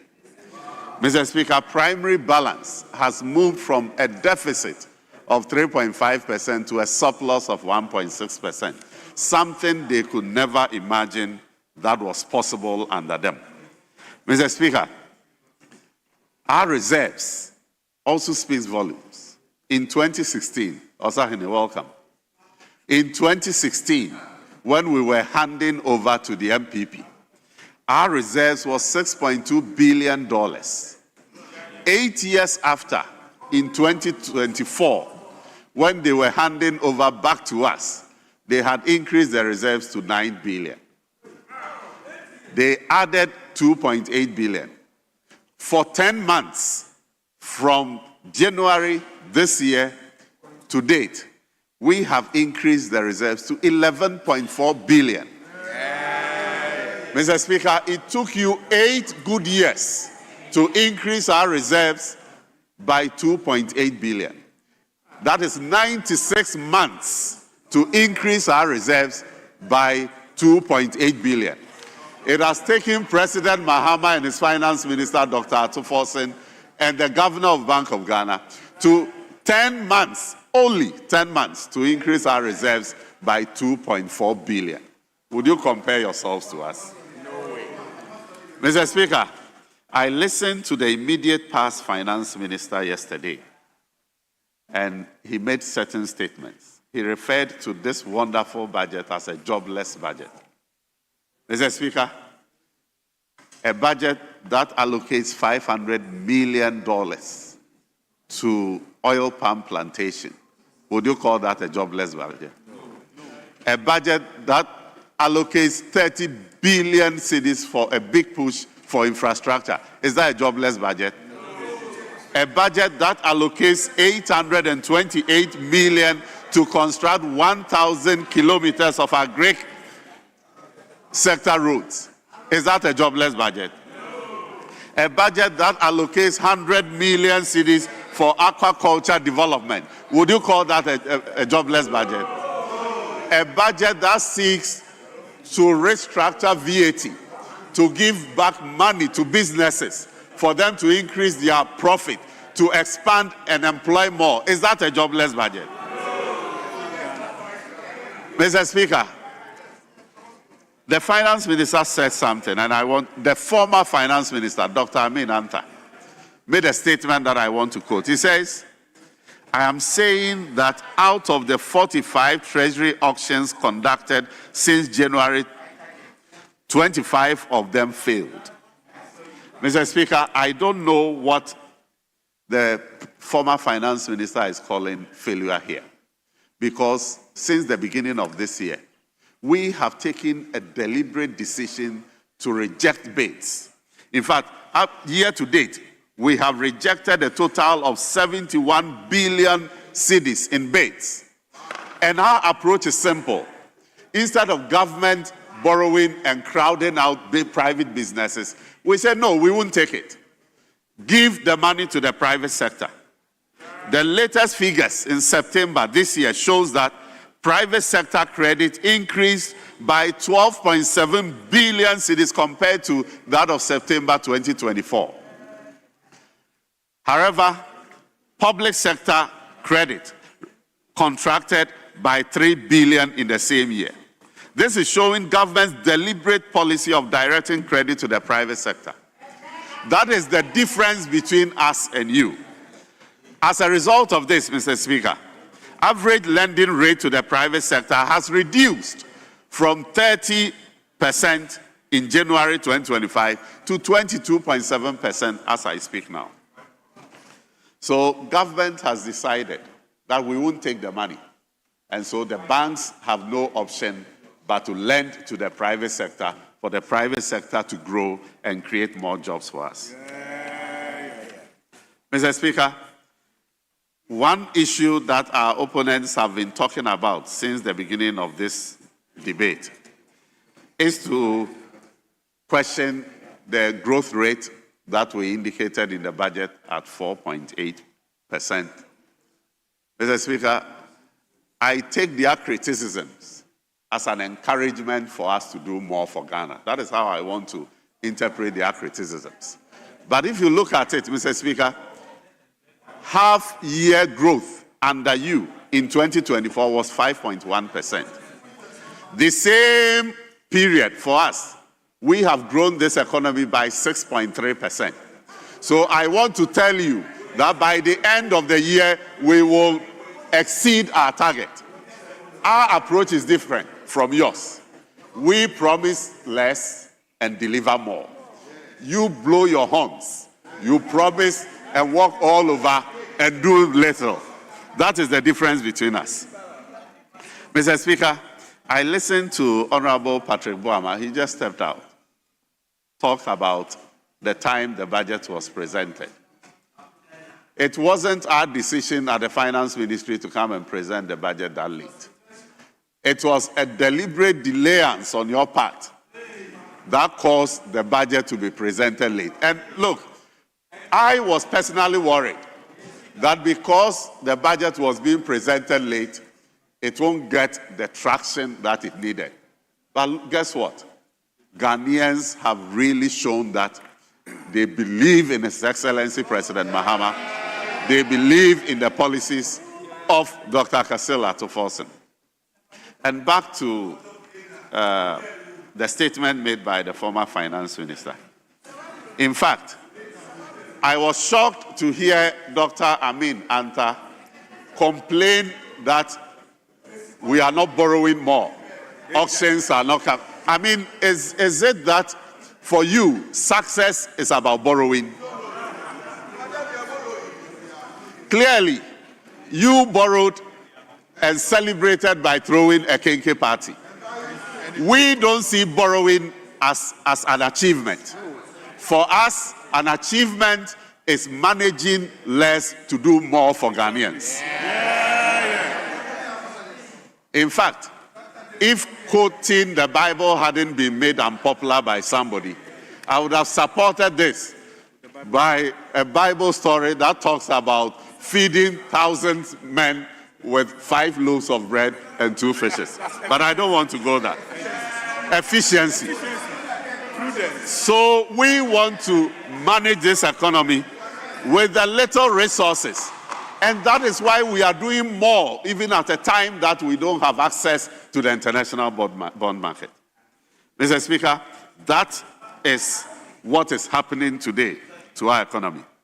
I have seen the former Minister for Defense on his feet, and he spoke about retooling of the military. Mr. Speaker, I wanted to be sure whether he was against the retooling of the military or not. But he chose his words and said that he's not against it, and I'm happy that he's not against it. But the information I'm getting from the military, the place you led headed for 8 years, is that the 3 aircrafts that you spoke about, only one is functional as we speak. Only one is flying. You let it rot. Many years ago, no, not many, recently, you said they were not fit for purpose. You let it rot. And you justified why the president will rent commercial, will rent jet and bath in the air. You did that here. Today, because your sitting position has changed, you are singing from a different hymn book. Mr. Speaker, the majority leader indicated that you get the details, the specs for all these equipment that we are buying for the military. We will interrogate them here. And I will tell you that the cost of one aircraft will be far less than the amount you spend for President Akufo-Addo to rent luxurious aircrafts and fly around this country. Mr. Speaker, you see, we in this government are trying very hard to fix the many mess that we inherited from our predecessors. If we go to the energy sector, Mr. Speaker, we inherited an IPP debt of $1.6 billion. As at the end of the second quarter this year, the debt stood at $1.4 billion. It has taken the combined effort of my boss, Dr. Atoforsen, and John Jinapo to renegotiate this debt with the IPPs. And the renegotiation has saved us a quantum $252 million. Mr. Speaker, as I speak now, the new renegotiated figure of $1.19 billion has been structured to be paid over a period of 5 years. In this year, 2025, we have programmed to pay $397 million. We are almost done with the payment of this amount. And next year, 2026, we have programmed to pay $282 million. Dr. Atoforsen says that we even want to front load this amount and pay the amount earmarked for next year, this year, so that we can free fiscal space for other things next year. ECG today is on course. We are no longer building arrears. Mr. Speaker, if you look at the trend, energy sector was having serious risk on our budget. The energy sector shortfall alone last year, we programmed 29 billion cedis. Because of the prudent management by this government, we will spend far less than that. Because we've been able to increase gas production, and that is substituting for the expensive fuel in powering our plants. If you look at the budget this year, for 2026, because of this prudence, we are allocating only 15 billion cedis for the energy sector shortfall, a reduction from 29 to 15. We are working to such a time that that amount will be reduced significantly. Mr. Speaker, these are the things that are happening in this country, and everybody is applauding President Mahama and his finance minister. Mr. Speaker, yes, timekeepers, stop the time for the Deputy Finance Minister. Yes, minority leader. Speaker, with respect, I have followed the submissions of our colleague, the Deputy Minister of Finance. He has no submissions on his own, save that he keeps referring to submissions made by this side. But he's made a very fundamental submission that is in error. He contends, through his submissions, that ECG, there is some prudence and efficiency there. Mr. Speaker, what he is failing to tell this House is that this year alone, utility tariffs have gone up by over 18%. They have also, Mr. Speaker, all the tariffs that Honorable have Minority gone Leader, up. you have your turn to debate. No, Mr. Speaker, it's a point of order. You have your turn to debate. Mr. Speaker, it's a point of order. If he says something that you said is not true, then you can interrupt. Mr. Speaker,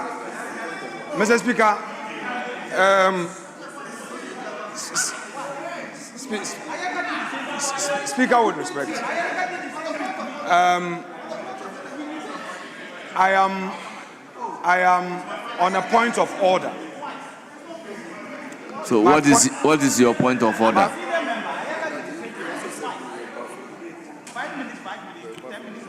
Mr. Speaker. What is the point of order? Very well. Mr. Speaker, my point of order is grounded on the fact that he is misleading the House by presenting some facts that do not support the reality. What he is saying is that I'm interested in hearing this. Sure. What he is saying is that at ECG, they are getting more revenue now because of prudence to enable them pay their debt. Mr. Speaker, that is not correct and it's misleading. Yes, so and I'll state the explain to correct you why. position. Mr. Speaker, the revenue increase is as a result of the 18% tariff adjustment we have seen thus far. 2, on the issue of their ability to pay more to the IPPs, it's as a result of the 1 Ghana cedi levy they've imposed here and said that because the energy sector was accumulating Minority energy Leader, sector. what is your point of order? Is it the case that the revenue is not increasing or it is not increasing? Mr. Speaker, thank you for patiently inquiring. It is his contention that the revenue increase at ECG is as a result of prudent management. That is his contention. My rebuttal in terms of the misleading fact is that the revenue increase is as a result of the 18% tariff adjustment. It's not because of prudent management. 2, Mr. Speaker, 2, the IPPs that they are getting more money funds to pay them. It's as a result of the 1 Ghana cedi per liter of petroleum, that levy they introduced, the Dumso levy.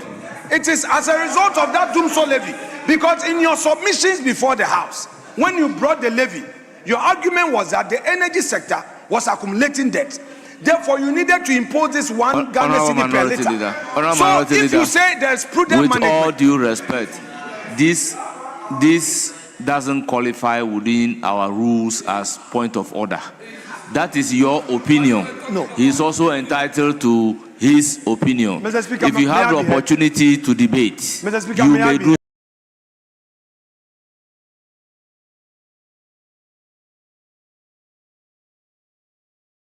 so. I do not consider this to be misleading the House on a subject matter or privileges by the rules. Mr. Speaker, with respect. I recognize Honorable Ayarga. Mr. Speaker, with respect. I recognize Honorable Ayarga. Very well, if that is your pleasure. Mr. Speaker, when the minority leader rose up and caught your eye, you asked him, and he said he was rising on a point of order. And you asked specifically which point of order. Then he said the Honorable Deputy Minister is misleading the House. Mr. Speaker, I want him to show me specifically which provisions of our standing orders say that he can rise on a point of order claiming that a member is misleading House. Mr. Speaker, let me read the Order 122 from beginning to end, because all our, what do they call it? Our viewers are here, the televisions are on. 122 says, debate may be interrupted, A, by a point of order being raised, B, by a matter of privilege suddenly arising, C, by a point of information, elucidation, or clarification. There's nothing about misleading the House. D, by attention being called to the absence of a quorum. E, by attention being called to the presence of a stranger in the House. F, upon a point of procedure. These are the grounds for interrupting a debate. And if you want to further raise a point of order, you must also go to content of speech. That is Order 123. And show that the speech being made by the person on whom you are raising a point of order violates the provisions of Order 123 on the content of a speech. And it also says that a member or a person entitled to participate in a debate shall not make reference to any matter on which judicial decision is pending. So judicial decision pending, you can't comment on it. So a point of order can be raised. A member shall not use offensive, abusive, insulting, blasphemous, or unbecoming words, or impute improper motives, or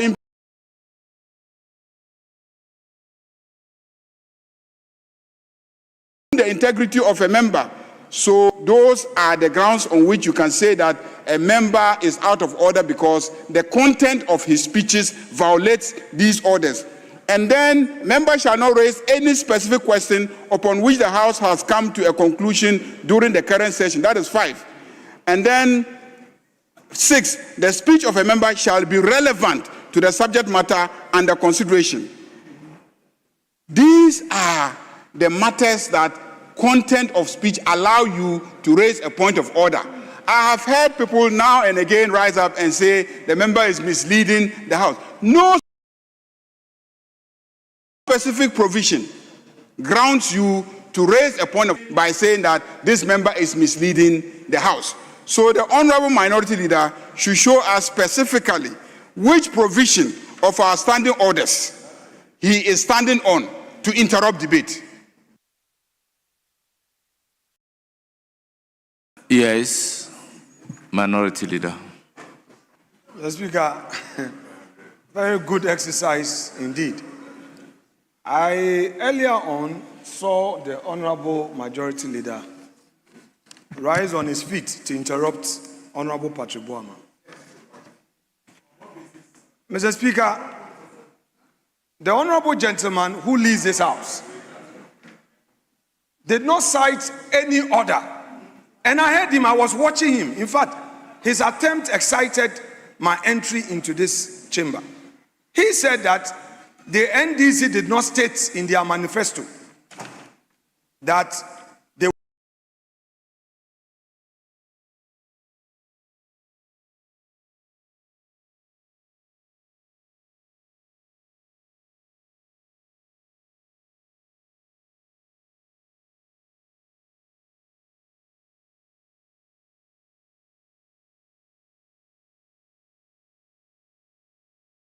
going to impose a state of... He is known for convenience.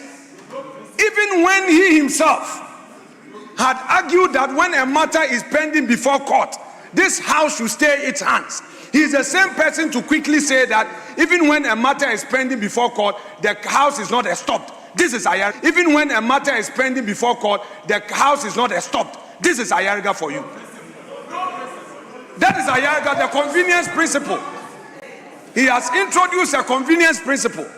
So, Mr. Speaker, if he's saying that he's reading of Order 122,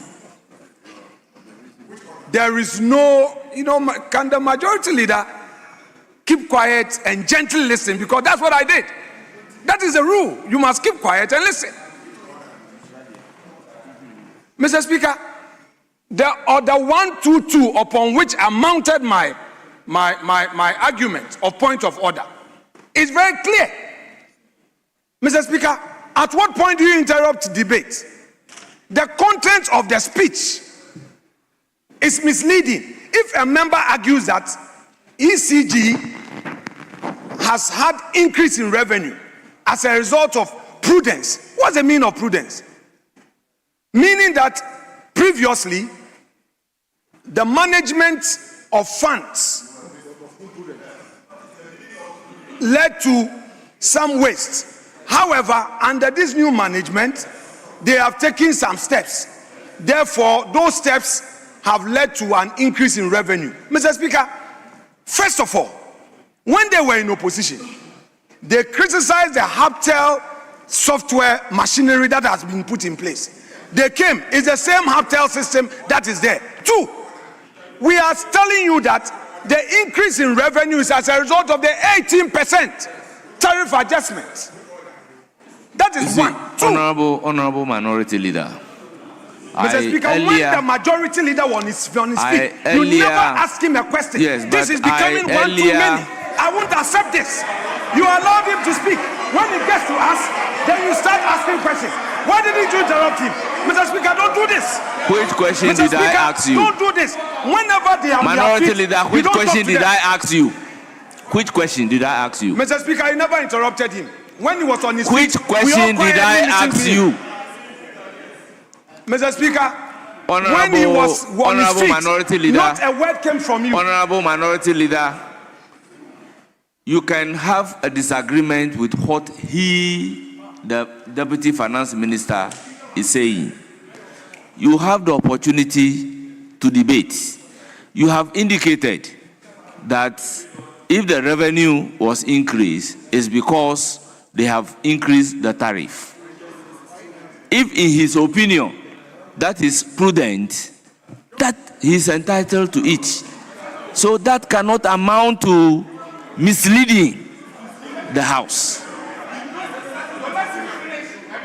So, Honorable Minority Leader, you have the opportunity. You can disagree with him, but your disagreement with what he is saying will not amount to a point of order within the meaning of the rules. Mr. Speaker, you have made a good call. Earlier, you ruled, and upon ruling, I resume my seat. You, however, granted the space for the majority leader to come in to now ask me a specific question. Mr. Speaker, he asked me a question on procedure. You allowed him to flow until he finished. Mr. Speaker, you can hear him, you see? Now, you gave me the opportunity to respond to him because I had yielded to your ruling. But because you gave him the opportunity to ask me a direct question on order 122 and 123, it was therefore important to come back to explain to him the mainstay of my argument.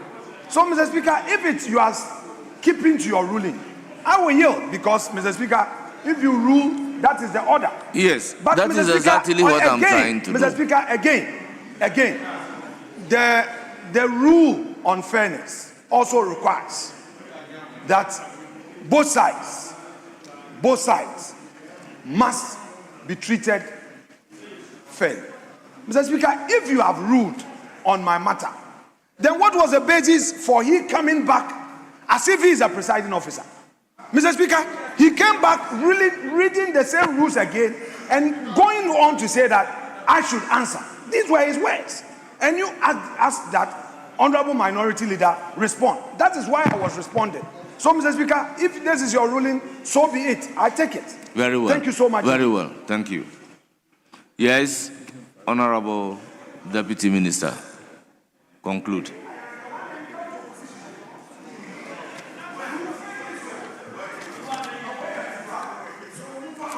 Mr. Speaker, in Akan, when a leader leads an army to war, and he returns victorious, Honorable, you have 1 minute more. Osahene. But when the leader goes to war with a contingent of 137 and returns with only 78, he is referred to as Osakwa. Mr. Speaker, what is the meaning? I was on the point. What is the meaning? That easy, a slave to war.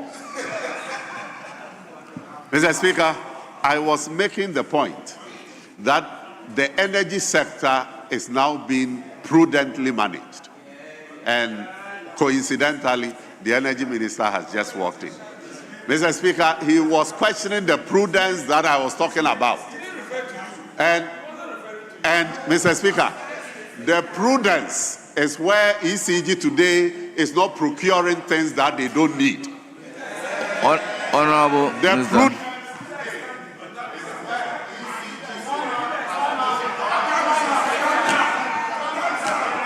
Honorable Member, your time is up. I will proceed to give the floor to Honorable Isaac Buama Nyako. You have 10 minutes.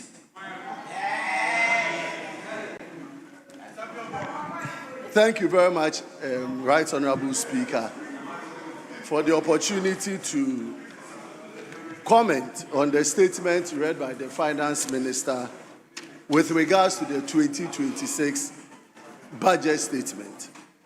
Mr. Speaker, let me commence by speaking to one or two of the issues raised by the Deputy Finance Minister. Unfortunately, the Deputy Finance Minister, for the past 15 minutes, never commented on the budget that he himself has supported in presenting to the House. He only came in to comment on remarks that have been passed by the minority, to which he thinks he disagreed. That tells us as a House that the budget that was presented by the Finance Minister is not fit for purpose and lacks substance. Mr. Speaker, the 2026 budget is a run-off to the 2025 budget. And so the 2025 budget, it will entitle us to interrogate and find out what were the issues that were promised in 2025 and what had been the government's performance in 2025 before we can even have something to comment on the 2026 budget. Because as the Finance Minister said, why would you say that an allocation for 30 billion BPUS is a bad budget? Why would you say 825 million to construct 1,000 kilometers of agri-roads are a bad budget? Why would you say 100 million for aquaculture is a bad budget? Allocation is not release. So the same way you allocated in 2025, allocation for women's banking, 50 million, it never came to pass. Allocation for quotas, 50 million, it never came to pass. It is for the same reason why we cannot trust the allocations in the 2026 budget. Because if wishes were horses, beggars will ride. Mr. Speaker, let's go into the 2025 budget as was presented and it's being looked at. At page 151, Appendix 1, yes, 151, Appendix 1C. It talks about the general performance, the growth performance of government between 2025 and 2026. That is 2025 budget. No, 2026. I'm referring to 2026 budget. That is so. Okay, but you said 2025. That is why I'm in. No, 2026 budget. Mr. Speaker, the theme of the budget itself is talking about resetting for growth, jobs, and economic transformation. Yet, when you look at the budget itself, there is very little that speaks into promoting growth, promoting jobs, and bringing transformation. I'm saying this in the context of industry because the employment situation in this country is hinged on how well government is resourcing industry and the service sector for growth.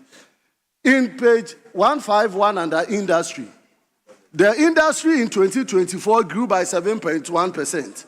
However, in 2025, it grew by 3.6%, a whopping decline of 100% in terms of growth in the industry. If you go under industry, Mr. Speaker, The major areas that propel growth under industry is manufacturing and then construction. If you go under manufacturing, the industry in 2024 grew by 19.1%. The industry in manufacturing grew by 3.9% in 2020, in 3.9 2024. And it is just growing according to government at 4.0, which is flat. When you go to construction, in 2024, it grew by 9.6% in 2024. But in 2025, it grew by 2.9%. Mr. Speaker, 9.6% to 2.9%. And these are the areas that the Ghanaian people are seeking for employment.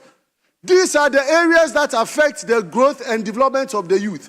However, you are dealing with all the macroeconomic indicators. Interest rate has fallen, all of the CD depreciation. But where is it hitting the pockets of the unemployed youth in this country? Mr. Speaker, go to service industry. The minister said service industry is growing by 6.4% in 2025 as against 5.4%. But check the detail of the service industry. The detail when you take trade, repair of vehicles and household. This is what the Aboso kind people want to see growth so that they can employ people. 2024, it grew by 3.6. 2025 is growing by 3.1, a decline. Hotels and restaurants, where Ghanaian industries are looking at creating jobs. In 2024, it grew by 4.8%. In 2025, it's growing by 3.5%, a decline in the growth of it. Mr. Speaker, go to transport and storage. In 2024, 5.8%. In 2025, 3.5%. The entire areas of growth that will propel employment for the youth are all on a decline. So what is the government telling us when it comes to employment? You are saying that you are going to employ over 800,000 people. However, in 2025, you couldn't tell Ghanaians the number of jobs that you have created. Mr. Speaker, let me move into the revenue situation. In the revenue situation, if you check the government, revenue has fallen from 189 billion to 186 billion. This, if you check the indirect tax, it has also fallen. So government doesn't even have the revenue to grow this economy. In 2026, government is still projecting higher revenue. Yet it has not put in place strategies to collect revenue to grow the economy. Mr. Speaker, check the tax refund. Government reduced it from 6% to 4%. Yet the refund for the year 2025 and 2026, under page 154, if you go into the refund, it is all on a decline. Check the refund position.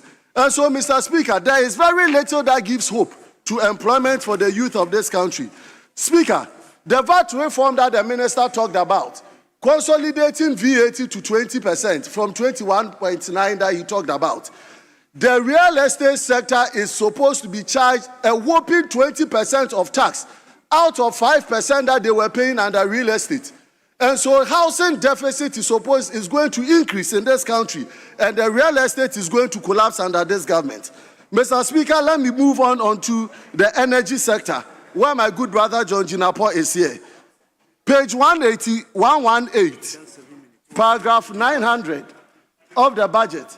He's saying that Ghana's oil production has witnessed consistent decline over the years, falling from 71 million barrels in 2019 to 36 million in 2025, almost 50 million decline. That is our budget talking to us. Yet there is no strategic direction in improving or increasing our petroleum sector. Yesterday, the minister brought out Springfield, that they are taking away indigenous Ghanaian companies from the energy sector upstream. I'm asking the minister, when did they go into taking the foreign entities and now they are going into Ghanaian companies to take it? In conclusion, Mr. Speaker, I believe that the 2026 budget doesn't provide hope for the teeming youth of this country. Mr. Speaker, my colleagues on the other side should tell me, in the year 2025, how many people have you employed in your constituencies? Tell me, in the year 20, all of you are chasing for jobs. You can't find them. Even in the military, when they were doing recruitment, over 80,000 applied, and then 6 had to perish because of your mismanagement and the way you are doing the recruitment at the military sector. And so, Mr. Speaker, I am saying that the youth want credible opportunities for job creation. It is not just about the macroeconomic indicators. It is about strategic thinking in promoting economic activities. And I am saying that the productive sectors of this economy has not been touched. Government only promises with allocation. They don't give releases. Ministries, departments, and agencies have not gotten what they require even to grow their ministries. And that is why all of us sitting in this chamber, we can talk about the macro indices, but we are looking at ourselves miserable. My communities are poor. The economy is looking macroeconomic right, but our pockets are dry. Mr. Speaker, the minister has to check on it. I thank you for the opportunity, Mr. Speaker. Honourable members, permit me to acknowledge the presence of food science and technology from the northern region, specifically Sanaregu. They are led by Sam, lecturer, and they are from Sanaregu municipality. The number is 73. Our members, we also have UPSA, led by Richard Yao Fiajo. Group leader, they are in Madina. The number 56. On your behalf, I welcome all of them. May you have a fruitful stay. Honourable members at conclave, we agreed to take 30 minutes break, and this is the point to take the said 30 minutes break. Honourable members, my time is 3:26. We are coming back exactly at 4 o'clock. So accordingly, the House is temporarily suspended.